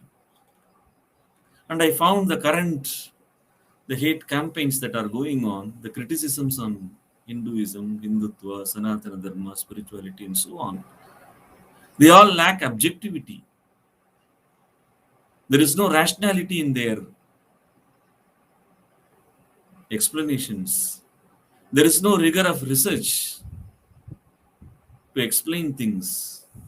And they all conveniently ignore to understand and connect the past history, the glory of it, and the sustenance of it throughout the period of disturbances, and it's still the futuristic capabilities that this Hindu thought has, this Hindu values have.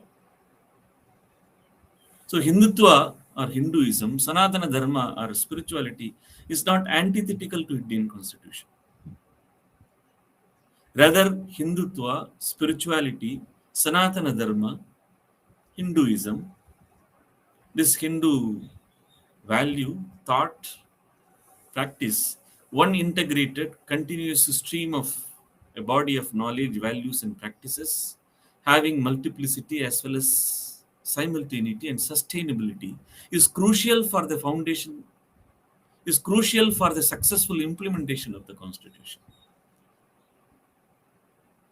Otherwise, Constitution can become ineffective, which we are seeing and visible in the few neighboring countries, those who formed the Constitution but are not able to make them work.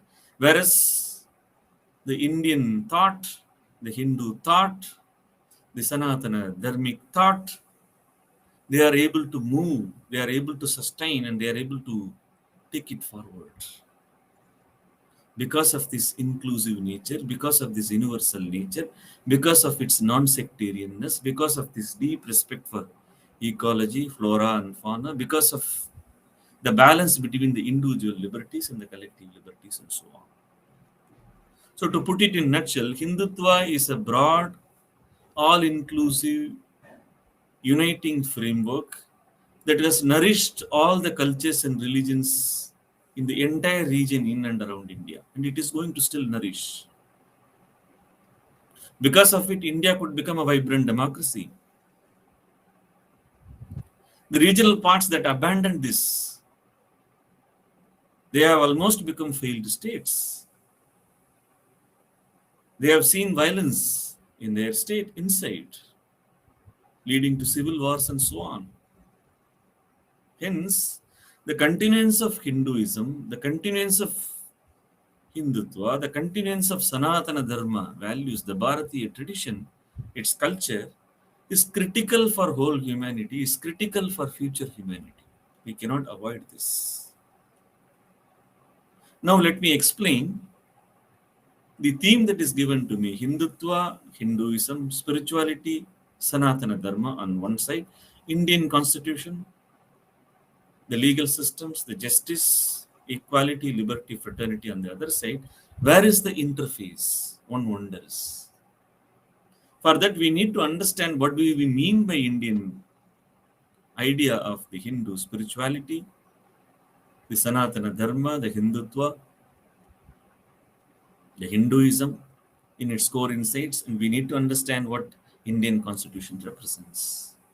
To put it very simply, we all know what is Hinduism, what is Sanatana Dharma, spirituality, yoga, and so on. But I will just give a simple explanation of it in order to bring the interface between this value system and the value system which we are struggling to achieve, which are there from the Constitution. So to put it very simply, the spirituality, the Hinduism, the Hindu thought, the Hindu practice, the nature of life, the view of life, Sanatana Dharma, Hindutva, they all just speak about one thing, that there is a greater reality other than all these, which we know. There is a greater reality other than the mind, the emotion, sense, and the body, which we are aware of, which we call ourselves as the personality. Other than that, there is a greater reality which is surrounding all these, surrounding everything, inside everything, above everything, below, all around. And an awakening to that greater reality, an awakening to that zone of experience, which is experiential, it is scientific, it is rational. An awakening to that greater reality gives us the experience of something in our own life. What is that? the experience of the oneness, the experience of the mutuality, the experience of harmony. Satyam Ridham Brihat. This is the core experience of Sanatana Dharma, the core practice of Hinduism, Hindutva, Hinduism, yoga, and so on. What more do you need when we experience something of the unity and oneness?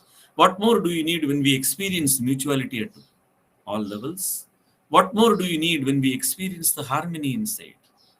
As a result of which, the individual who, having upon that experience, enters into the world again and then expresses these things, brings these things in every aspect of life.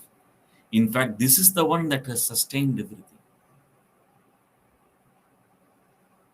This is the Hinduism, the Hindu values, the Hindu practices, Sanatana Dharma, spirituality, and so on. An awareness or an awakening to that greater reality other than our mind, emotion, sense, and body. And the experience of it is the oneness, the unity, the mutuality, the harmony, which, if you take it to a social level, which we bring it to a world level, which we bring it to an individual level, it becomes equality, liberty, fraternity on constitutional terms. What is there as oneness and unity becomes constitutional equality. What is there as multiplicity and mutuality becomes liberty in constitutional terms. What is there as that sense of harmony becomes the fraternity on constitutional terms. As a result of which we get the dignity, the unity, the integrity which the Constitution speaks about, and wants all of us to achieve. This is the experience, and this is the expression. This is the knowledge. This is the system of thought. It is most rational, scientific, most objective, and yet it is free from all rigidity, and yet it is free from all kinds of reductionism, because it allows each and every individual to have that experience in themselves, which is unique for each and everyone, and then bring it back to his life or her life, and then impact it in whatever one is dealing with. If you see the Indian Constitution on the other side, it says, the preamble says, we the people of India, having solemnly resolved to constitute India into a sovereign, socialist, secular, democratic republic. That is the nature of the state. What does the state would do?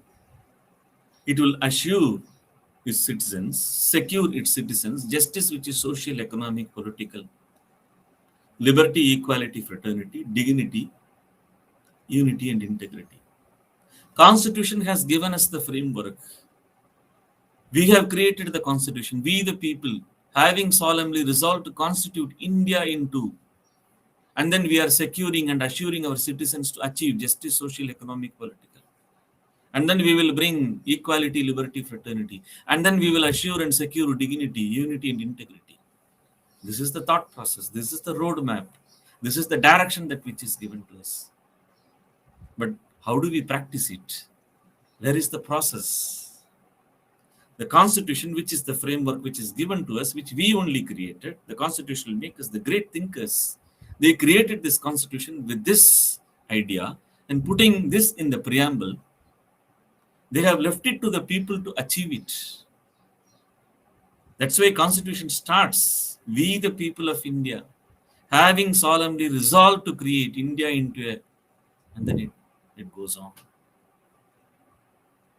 So in order to make the Constitution working, in order to manifest the Constitution, in order to fulfill and accomplish all the guarantees that are there in the Constitution, justice, social, economic, political, equality, liberty, fraternity, dignity, unity, integrity, we need an experience by which we will live. That experience is found in the Hindu body of thought. That is there in the Sanatana Dharma, that is there in the spirituality, that is there in the Hindutvam. Otherwise, where are these? How do we practice it? It has given us the road, Constitution has given us the framework. But the framework, in order to bring it to life, we need values, we need systems, we need thoughts which will awaken us to that greater reality that is not outside us, it is inside us, it is surrounding us, it is everywhere. That is what Sanatana Dharma is all about.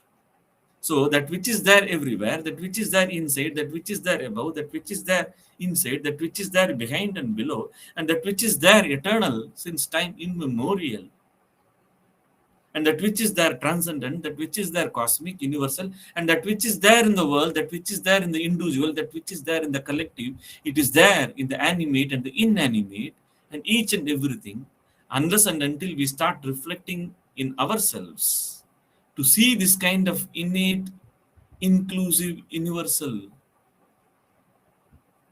thing without any division, without any sectarianism. We need a body of values, we need a body of thoughts, we need a body of practices. That body, that whole basket of values, practices is the Hinduism, Hindutva, Sanatana Dharma, and spirituality.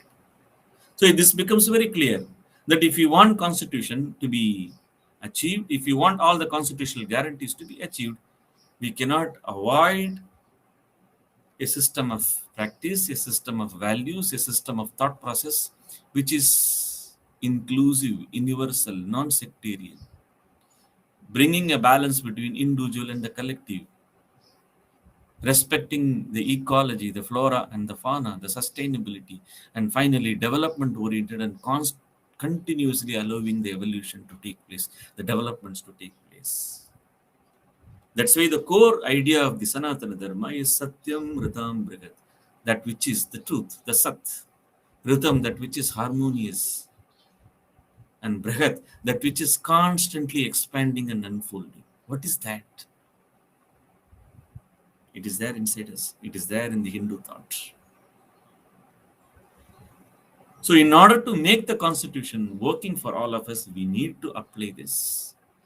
Now the question comes, how do we apply this? It must be brought to the level of education.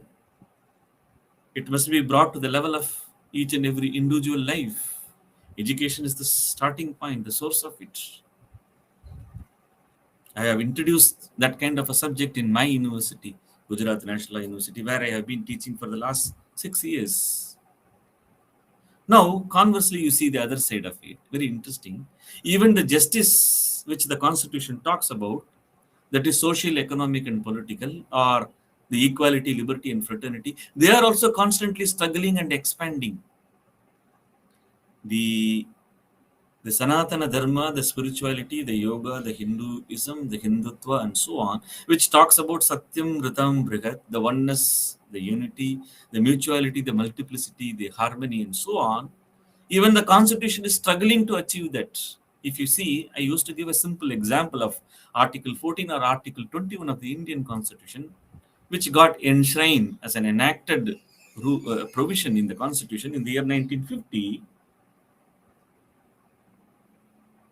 It is one and the same.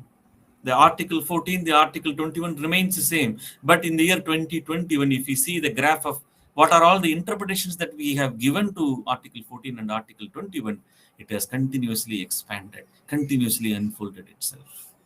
Now the question is, are we going to go by trial and error approach? Are we going to go by this analytical approach, which are very costly, which are very slow and damaging in between? And if you go by this kind of a trial and error approach, and if you go by this kind of analytical approach, it is not bringing the bindingness. It is not addressing the challenges which we are facing. And this is very much required. And I really appreciate the organizers of this wonderful conference who have worked so much to bring this. The core 5 challenges of the modern life, or the modern state, and the governance and the legal systems all around the world, is that individual and collective conflict, how do we reconcile? Artificial intelligence and privacy, how do we reconcile? Science and spirituality, how do we reconcile? Interdependence and independence, how do we reconcile? Shared values and alienating values, how do we reconcile? The reconciliation is in this thought process, in this value system, in this practice of Hinduism, Hindutva, Sanatana Dharma, spirituality, and so on. So what we, the people, in the preamble have promised for all of us needs to be practiced and needs to be brought the Hinduism, the Hindutva, the spirituality, the Sanatana Dharma, and so on. And the practice must start in our own life, whatever that we do. With these thoughts, I would like to conclude here. And those who are interested in discussing this theme more, and I would like to share my research with all of you. And I once again thank each and everyone for giving me this opportunity, particularly the organizers of this conference. Thank you so much. Thank you. Namaste.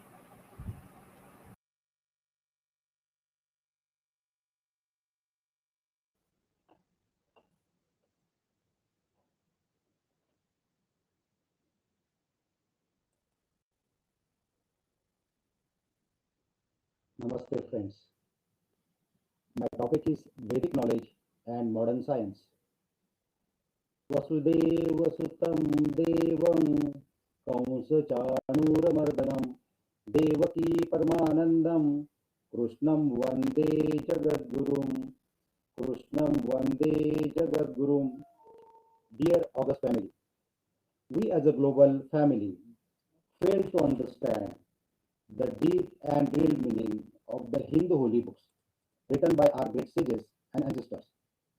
Psychologically, if we see, it is advised from our ancient days to explain any idea or concept by building stories or some personal relevance around particular topic or subject to make it more symbolic, interesting, apt, and easy to remember to the listeners. However, this concept by our sages didn't turn out well with our future generations.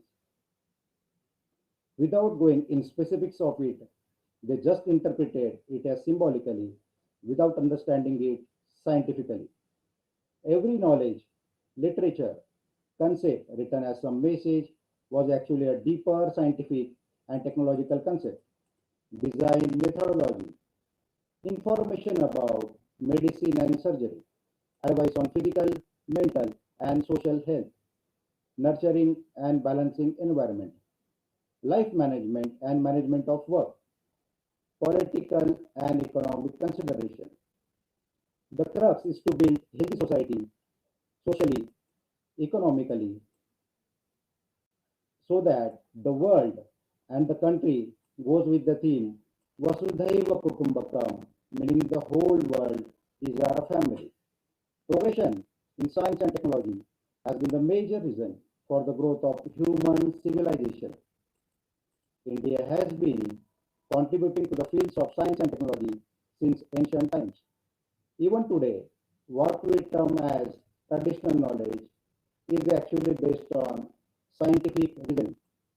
The history of scientific discoveries and development in India dates back to Vedic era. Hindu ancestors, sages, had this great knowledge not just on paper but implemented many concepts practically on ground with base skills and design at that time. We can see various temples, metalwork, architectural beauty, mathematical calculation, surgical practices. Why Indians have built so many incredible architecturally marvelous temples in thousands all over the world? Were they so rich to spend wealth on this activity? The answer is yes. The eternal Sanatana Hindu culture blessed them with wisdom, intelligence, hard work, spirituality, and most important, research in every field of life to make humanity prosperous and peaceful. Their quest for knowledge, manufacturing, and trading made it to the world's largest economy for thousands of years. The German philosopher Gottfried von Herder once said, mankind's origin can be traced to India, where the human mind got the first shapes of wisdoms and virtue. From the complex layout of Harappan towns to the existence of iron pillars in Delhi, it is evident that India's indigenous technologies had been very sophisticated. They included the design and planning of water supply, traffic flow, natural air conditioning, complex stonework, and construction engineering. The Indus Valley Civilization built world's first society with planned towns, underground drainage system, civil sanitation, hydraulic engineering, and air cooling architecture. While other ancient civilizations of the world were small towns with one central complex, the Indus Valley civilization had the distinction of being spread across a region about the half size of Europe. Weights and linguistic symbols were standardized across the vast geography for a period of over 1,000 years. They remained as the world's most peaceful and prosperous nation for centuries. Ancient Indians were involved in a quest to know more about life and its purpose. Every divergent view had a place in the discussion, and no one was killed for his or her contradictory view of the life or God. Every thought has its place in Indian spiritualism. Peace and quest for true knowledge, spiritually and scientifically, remain the basic DNA of ancient Hindu civilization. The place of worship for Hindus are temples, whose architecture is another science. Now, let's have a look on why should we visit temples. Magnetic and electric waves are constantly circulating inside the earth. When we build a temple, architects and engineers select a piece of land where these waves are available in plenty. The chief idol is placed in the center of the temple. This place is also known as Garbhagriha or Mulasthana. The temple is built and then the idol is initiated with a puja commonly known as Prana Pratishtha. The idol is placed where magnetic waves are highly active. During the placement of idol, they bury some copper plates beneath the idol. The plates are inscribed with Vedic scripts. These copper plates absorb magnetic waves from the earth and radiate to the surrounding. Therefore, if a person who regularly visits a temple and walks around the idol clockwise, his or her body absorbs magnetic waves and boosts positive energy, leading a healthy life. Almost all Hindu temples have big bells, which one has to ring before entering inside. The science behind this is overwhelming. Temple bells are manufactured with a mix of different metals in specific proportion. These include cadmium, lead, copper, zinc, nickel, chromium, and manganese. The mixing and proportion of metals, which while making, is the real vision of science. The bells produce a distinct sound on ringing. The sound and vibrations are so distinct that it creates a connection between both sides of the brain. Also, the sharp sound and vibration last until 7 seconds in echo mode, which is enough to touch 7 healing centers of the body. With the sound, mind becomes empty of all the thoughts and it enters in a position of trance to a regular visitor to temples. It becomes very receptive, ready to take new ideas and free the mind from all the chaos going through the mind. Many additional benefits such as eradication of negative thoughts, improving concentration, maintaining balance of mind, helps in ailment. Factually, Hindu religion is the oldest religion existing in world, but the science behind Hindu rituals and worshipping methods are far more advanced than present days. It has been proved innumerable times that the belief system behind Hindu religion is connected with science and technology. The 1,000-pillar hall of Madurai Meenakshi Amman temple has absolutely zero echo. We can very well gauge the knowledge of our ancestors about the concept of sound. German philosopher Schopenhauer writes in his monumental work, The World as Will and Representation. In the whole world, there is no study so beneficial and so elevating as that of the Upanishads. It has been the solace of my life, it will be the solace of my death.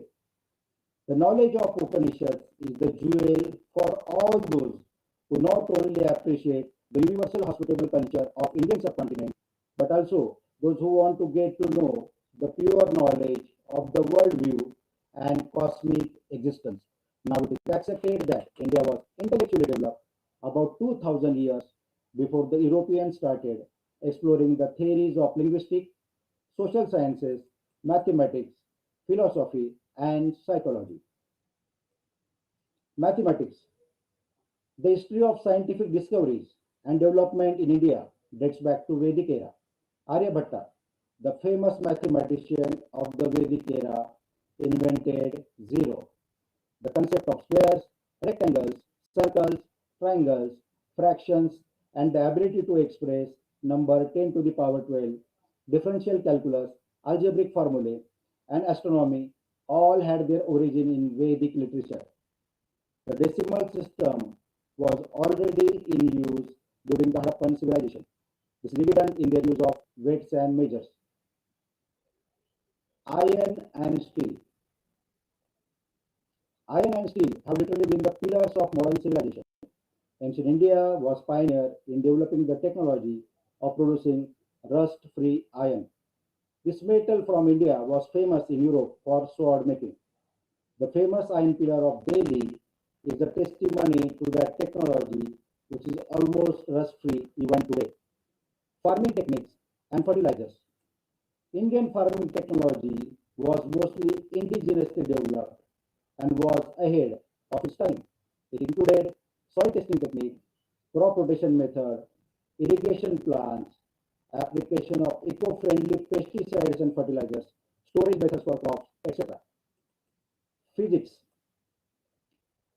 Werner Heisenberg, German physicist, once said, after the conversations about Indian philosophy, some of the ideas of quantum physics that had seemed so crazy suddenly made much more sense. The concept of atoms, molecules, and matter can be traced to Vedic era. Moreover, the concept of astronomy and metaphysics are all described in Rig Veda, an ancient Hindu text of Vedic era. Rishi Bhaskaracharya, a famous ancient Hindu astronomer, once said, objects fall on Earth due to a force of attraction by the Earth. Therefore, the Earth, the planets, constellations, moon, and sun are held in their respective orbit due to this attraction. Approximately 1200 years later, Sir Isaac Newton rediscovered this phenomena and called it as law of gravity. Medicine and surgery. Ayurveda. Ayur means life and Veda means knowledge, is probably the oldest structured system of medical science in the world. Proper knowledge about various ailments, diseases, symptoms, diagnosis, and cure is the basis of Ayurveda. Many scholars like Charaka and Shrushruta have made invaluable contribution to Ayurveda by inscribing in written form as found in ancient manuscripts. Embryology. The Vedic scriptures are proven true historically and scientifically.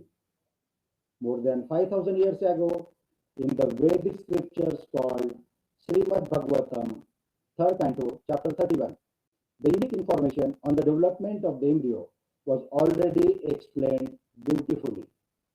Aristotle was the first Vaishnava to describe the concept of embryology, but his research was very limited compared to the literary description mentioned in Srimad Bhagavatam Garbhopanishad. Shipping and shipbuilding. Shipbuilding was one of India's major export industries.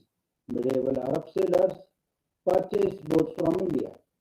Even the Portuguese, instead of buying from Europe, also obtained these boats from India. Some of the world's largest and most sophisticated ships were built in India. The compass and other navigation tools were already in use in India much before Europe. Using their expertise in the science of maritime travel, Indians participated in the earlier known ocean-based trading system.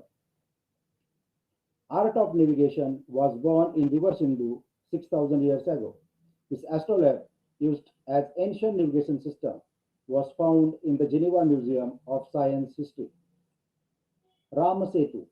The Setu or bridge lies between Pamban in Rameshwaram to the Thalli Mannar in Sri Lanka, is nothing but a masterpiece of brilliant engineering. The construction of the bridge is an astounding thing that the world still wonders at the knowledge and skills of our ancient engineers. Now, let's understand scientific ways of rituals and spiritual practices. First, why is food not allowed to eat during eclipse? Why darba or holy grass is kept near food during this time? During eclipse, sun is obstructed by moon or earth, due to which ultraviolet rays and blue light wavelength doesn't reach to earth in sufficient quantity. Therefore, it results in increase in bacterial level in the cooked food. If we eat the same food, it may result in illness. Therefore, our sages suggested that not to cook or eat food during that period. Nanoparticles on this holy grass called darba protects the food from harmful radiation. It is proved through scientific research as well. Second, chanting Om mantra. Chanting Om is believed to reduce blood pressure and control heart rates. If Om is voiced after taking a deep breath, it enhances the sense of alertness and thus concentration. Third, why should we not sleep with our head towards the north? Our body has its own magnetic field, also called as heart's magnetic field. Likewise, Earth also has its own magnetic field, which is from south to the north. If we sleep with our head facing the north, we are letting our magnetic field go asymmetric to Earth's magnetic field. This can bring about problems related to blood pressure, and our hearts needs to work harder in order to overcome this asymmetry of magnetic fields. The second reason is the presence of iron in our body. Due to asymmetric magnetic field, iron gets congregated in the brain, which can cause a lot of health problems like headache, Alzheimer's disease, cognitive decline, Parkinson's disease, and brain degeneration. Fourth, how our happiness index increases. There are four hormones which determine a human's happiness: endorphins, dopamine, serotonin, oxytocin. Techniques of pranayama, yoga, and meditation not only helps in well-being physically and mentally, but also adds to better living and happy life by inducing these hormones in required quantity. Fifth, why Indian bride wear ring in toe?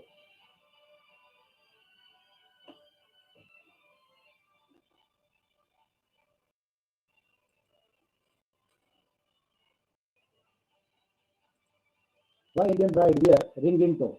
In Indian culture, brides are made to wear ring in toe. In Indian tradition, wearing silver ring in second toe is being followed from thousands years. It symbolizes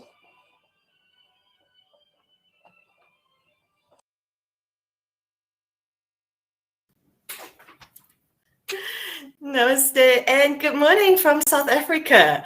We were having our first spring rains. Thank you that I could be here with you this morning.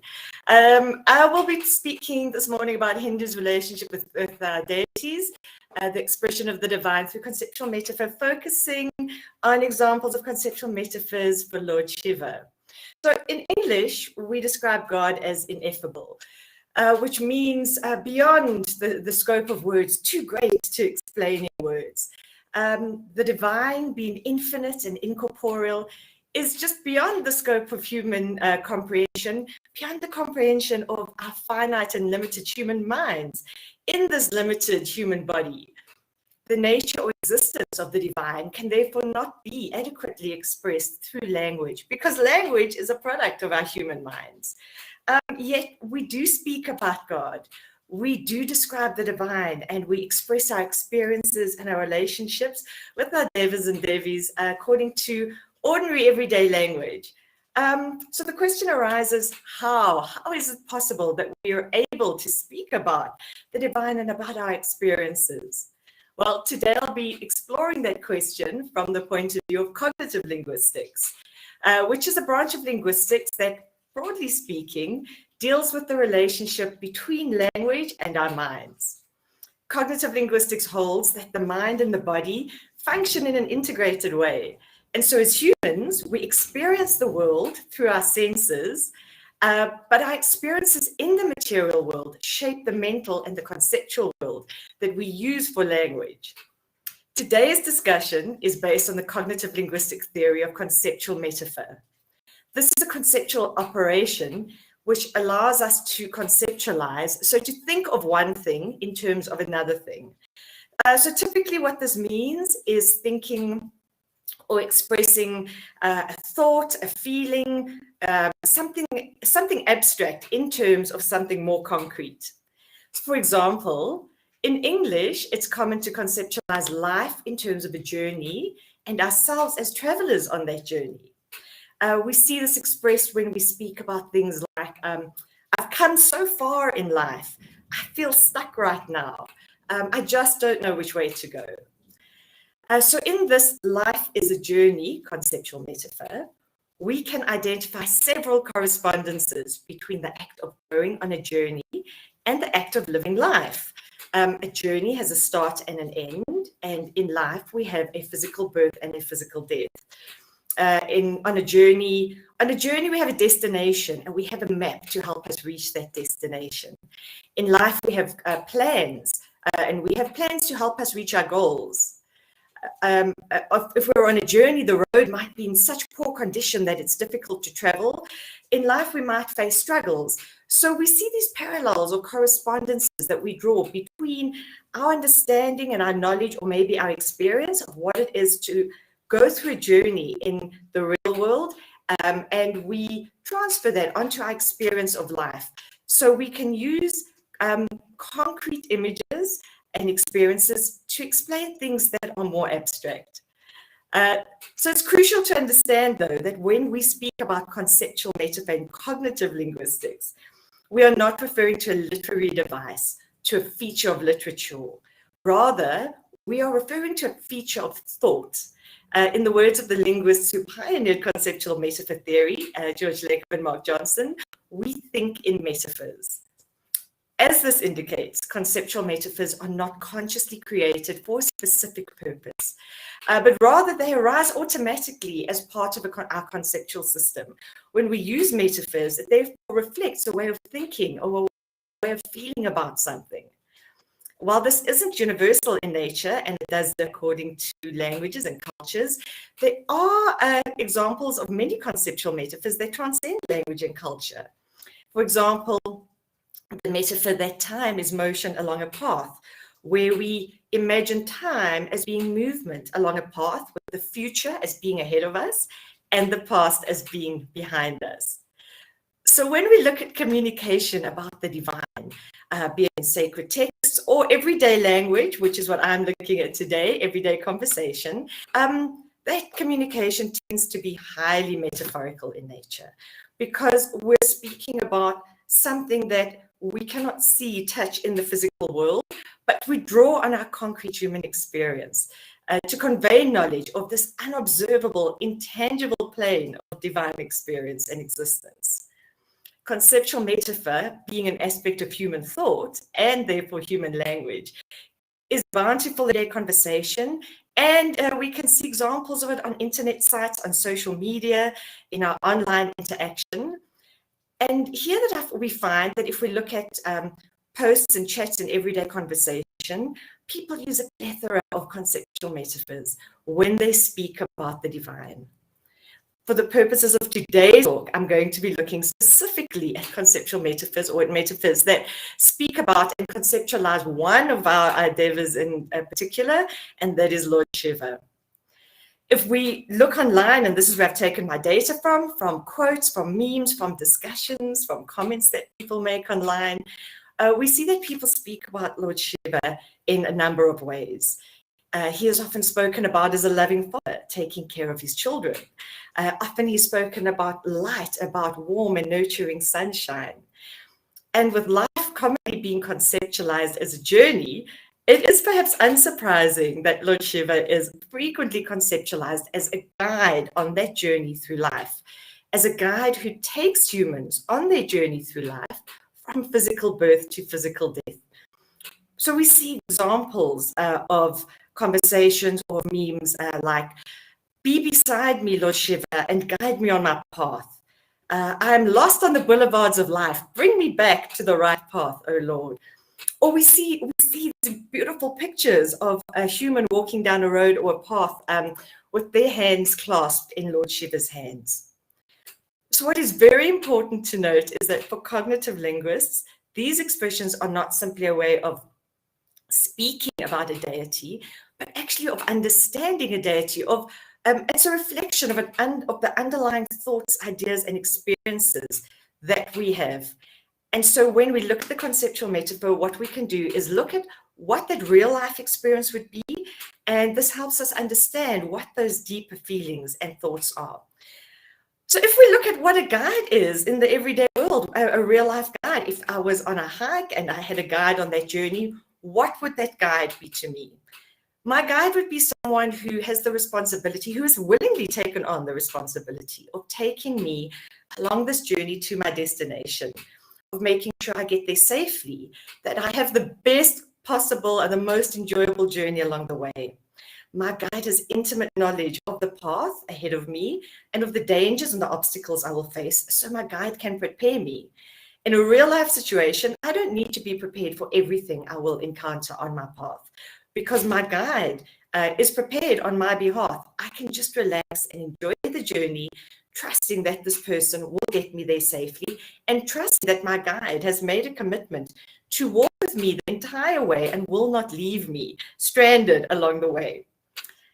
So if we look at this and we think of Lord Shiva as a guide, what does this reflect about the underlying thoughts, about the conceptualization of Lord Shiva through our everyday language? Well, it reflects something so rich. It reflects a conceptualization of Lord Shiva as having a personal and caring relationship with each person. It reflects a willingness on the part of Lord Shiva to guide devotees on their journey through life. And that even when we don't know what's planned for us, even though we don't know what, that that Lord Shiva will be there, that he knows what's coming.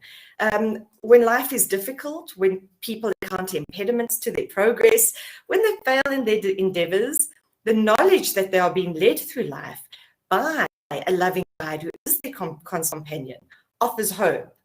Life becomes less scary, the journey less lonely, with this belief that they're not alone on their journey, but undertaking this journey together with Mahadev, who is always at their side. So while I've briefly set correspondences that reflect the deeper meaning of this conceptualization of Lord Shiva as a guide, it should be noted that obviously metaphor is grounded in personal lived experience or knowledge of the world, and so the exact correspondence from person to person, but the defining conceptualization springs from a common experience and a common knowledge base, and so it's likely to be familiar to speakers who share a language and culture. So in this case, speakers of English often use this metaphor and will understand it. I would like to introduce, by way of closing, a personal anecdote that shows how naturally this conceptualization of Lord Shiva as a guide arises. So this is from a poet when I had only the merest trickle of knowledge of Sanatana Dharma and of Lord Shiva. So this is not coming from a book, just coming from a deep and personal place and arising naturally. And this is what a few years ago. I don't need a path when you're holding my hand. When I walk in your footsteps, I don't watch my feet. Every step is perfect in triumph and defeat. So we see in that a natural extension of my human experience, of my knowledge, into this divine encounter, and a combination of the life as a journey and Lord Shiva as a guide, conceptual metaphor. So as this example illustrates, the theory of conceptual metaphor offers an answer to how we as humans are able to express our thoughts and our experiences of the divine using every language and drawing on our real world experiences. It highlights the way in which the material world and the fullness of human experience provides a rich and raw matter that we use to shape through language into the expression of our relationship with the divine and of our relationship between humans and deities. Thank you so much for the opportunity to speak here today. Namaste, everybody.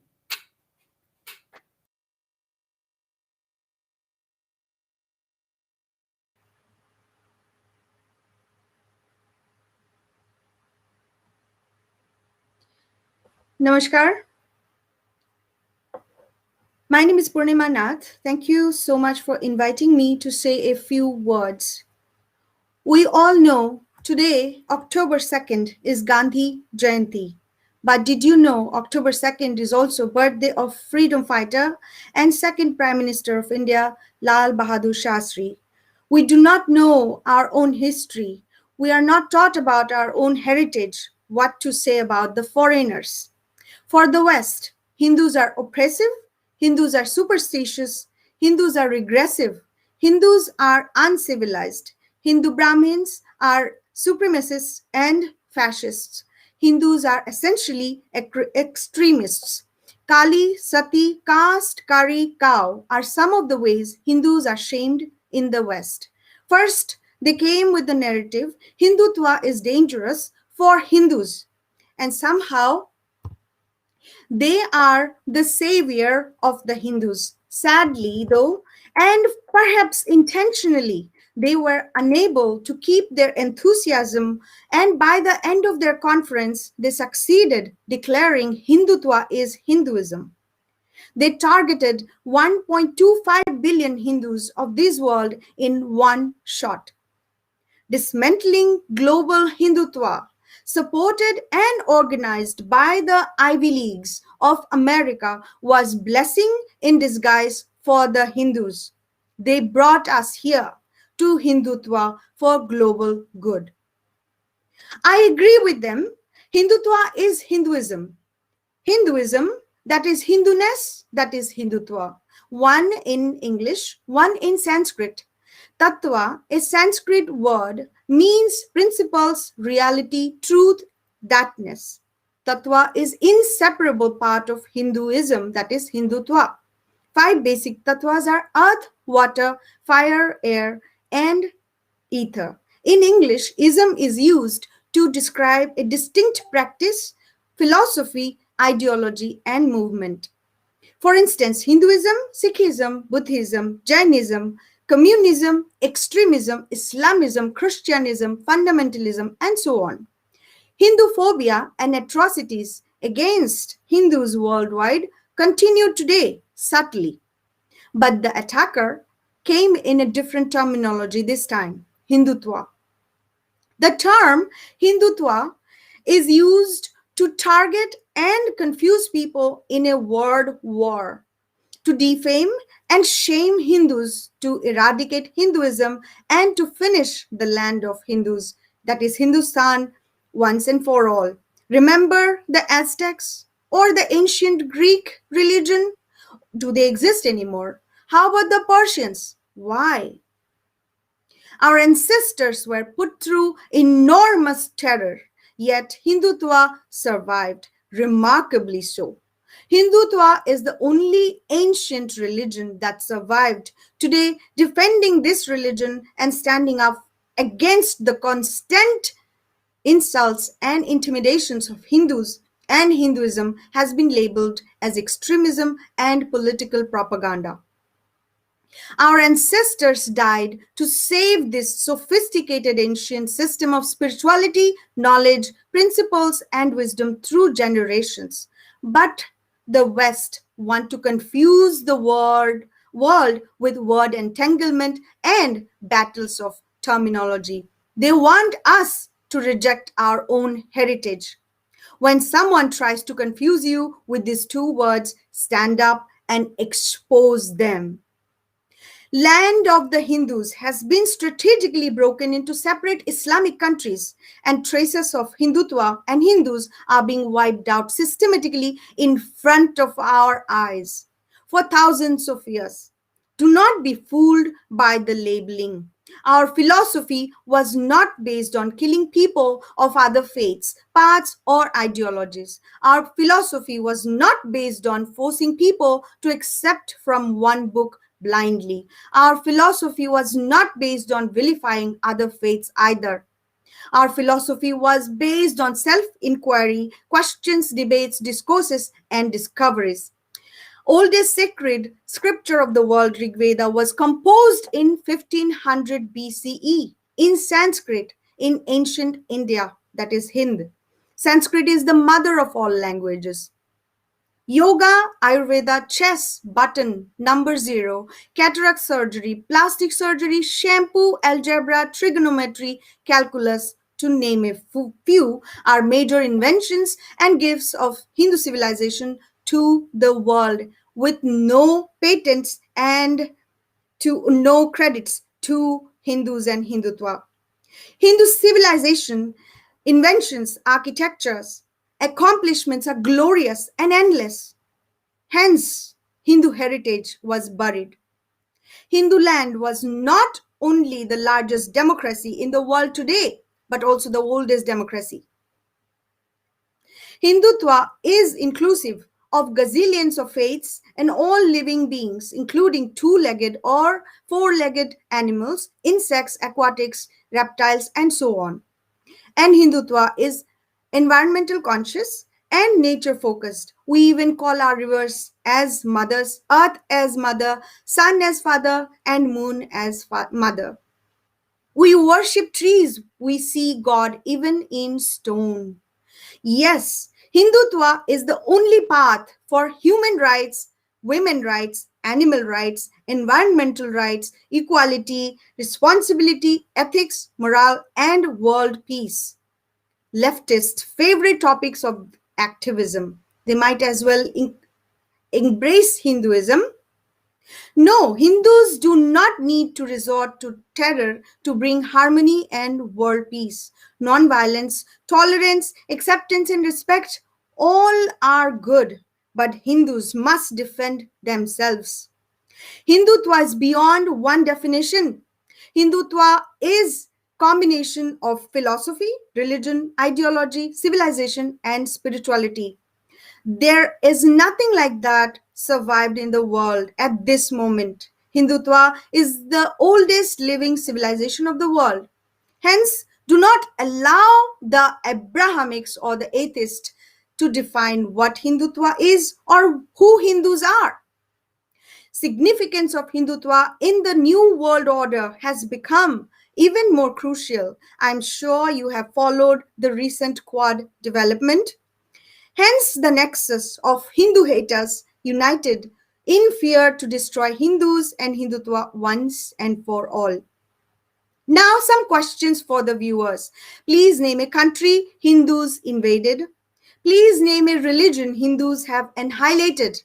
Please name a community Hindus have forcibly converted and erased. Now, we can say all this for any other Abrahamic religion, can't we? Many debates about the definition of Hindus are being circulated, such as when the word Hindu came along. How does it matter? These are the major topics of interest of leftist, communist, expansionist, imperialists, and so-called historians and lovers of South Asian studies in the West. Land of the free, America, and the West in general is being used as a major incubator for spreading Hindu hate and Hinduphobia. These deliberate attacks are not going to stop. In fact, these intensity of these attacks will only increase, sadly. In one hand, Hindus are going to be the targets of Christian faiths. See the recent example of Papua New Guinea, a Pacific nation near Australia, where Durga Puja was initially not permitted because idol worship does not align with Christian faith. Although Mr. David Manning apologized, but look at the incident. He is the one who signed the letter, but he blamed a department within for drafting the letter. Then why did he sign to begin with? We should not take these kinds of incidents lightly. I fear this is soon coming to America. On the other hand, Hindus are going to be targets of brainwashed woke culture of the West, communists and Islamists. such as left liberal Democrat Party in the United States have taken caste as a protected category. No, they are not interested or willing to listen to the truth of caste, how it was manufactured by the British. In paper, Hindus are 79% in India. That is 95% of the world population. But I doubt today there is even 60% Hindus remaining, converting by the day into Abrahamic faiths. Nepal has 2% of global Hindu population. Therefore, only 3% of global Hindus are living outside India and Nepal. The last place on earth that can save and has claims of Hindus and Hindutva is Hind. That is India. As an Indian American and a Hindu, I'm appalled to witness what is happening in India. American liberal giant media, New York Times, can place an ad in India that is treasonous to the elected government of the largest democracy. Yes, India elected Prime Minister democratically. He was not selected. American liberal media, Washington Post, rolls the red carpet to the rabid Hindu haters to spew venom against Hindus in India in the name of freedom of speech. American woke liberal Ivy Leagues is supporting and sponsoring, targeting entire civilization and religious group and democratically elected government. American social media, liberal left companies bans Indian nationalists and flags them as extremists. American social media, liberal left companies plays with vice president and home minister of a democratic country. Are these coincidences? Nah, I do not believe in coincidence. Time has come to tear the veil of illusion created by the foreign supremacists and radical ideologies. Time has come to expose the truth. Time has come to be Hindutva, land of the Hindus, that is the Hind, that is Hindustan, that is India, that is Bharat, the oldest and largest democracy of the world, must be declared as a Hindu Rashtra in order to save the Hindus and global Hindutva and the world. Declare India as Hindu Rashtra, reclaim Hind, reform India's constitution, fix historical blunders, free Hindus from the clutches of neo-colonialists. 1947 was a transfer of power from the foreigners to the socialists, communist, Islamist, and Christian missionaries. India has been systematically divided, and the policies that were implemented are anti-Hindu. Chanakya said a dry tree is responsible for burning the whole forest. I say, likewise, one bad leader can destroy the entire nation and the country. So save Hindus, save Hindutva, save Hindustan, save Hinduism, and save Hind. With that, I conclude my speech. Thank you.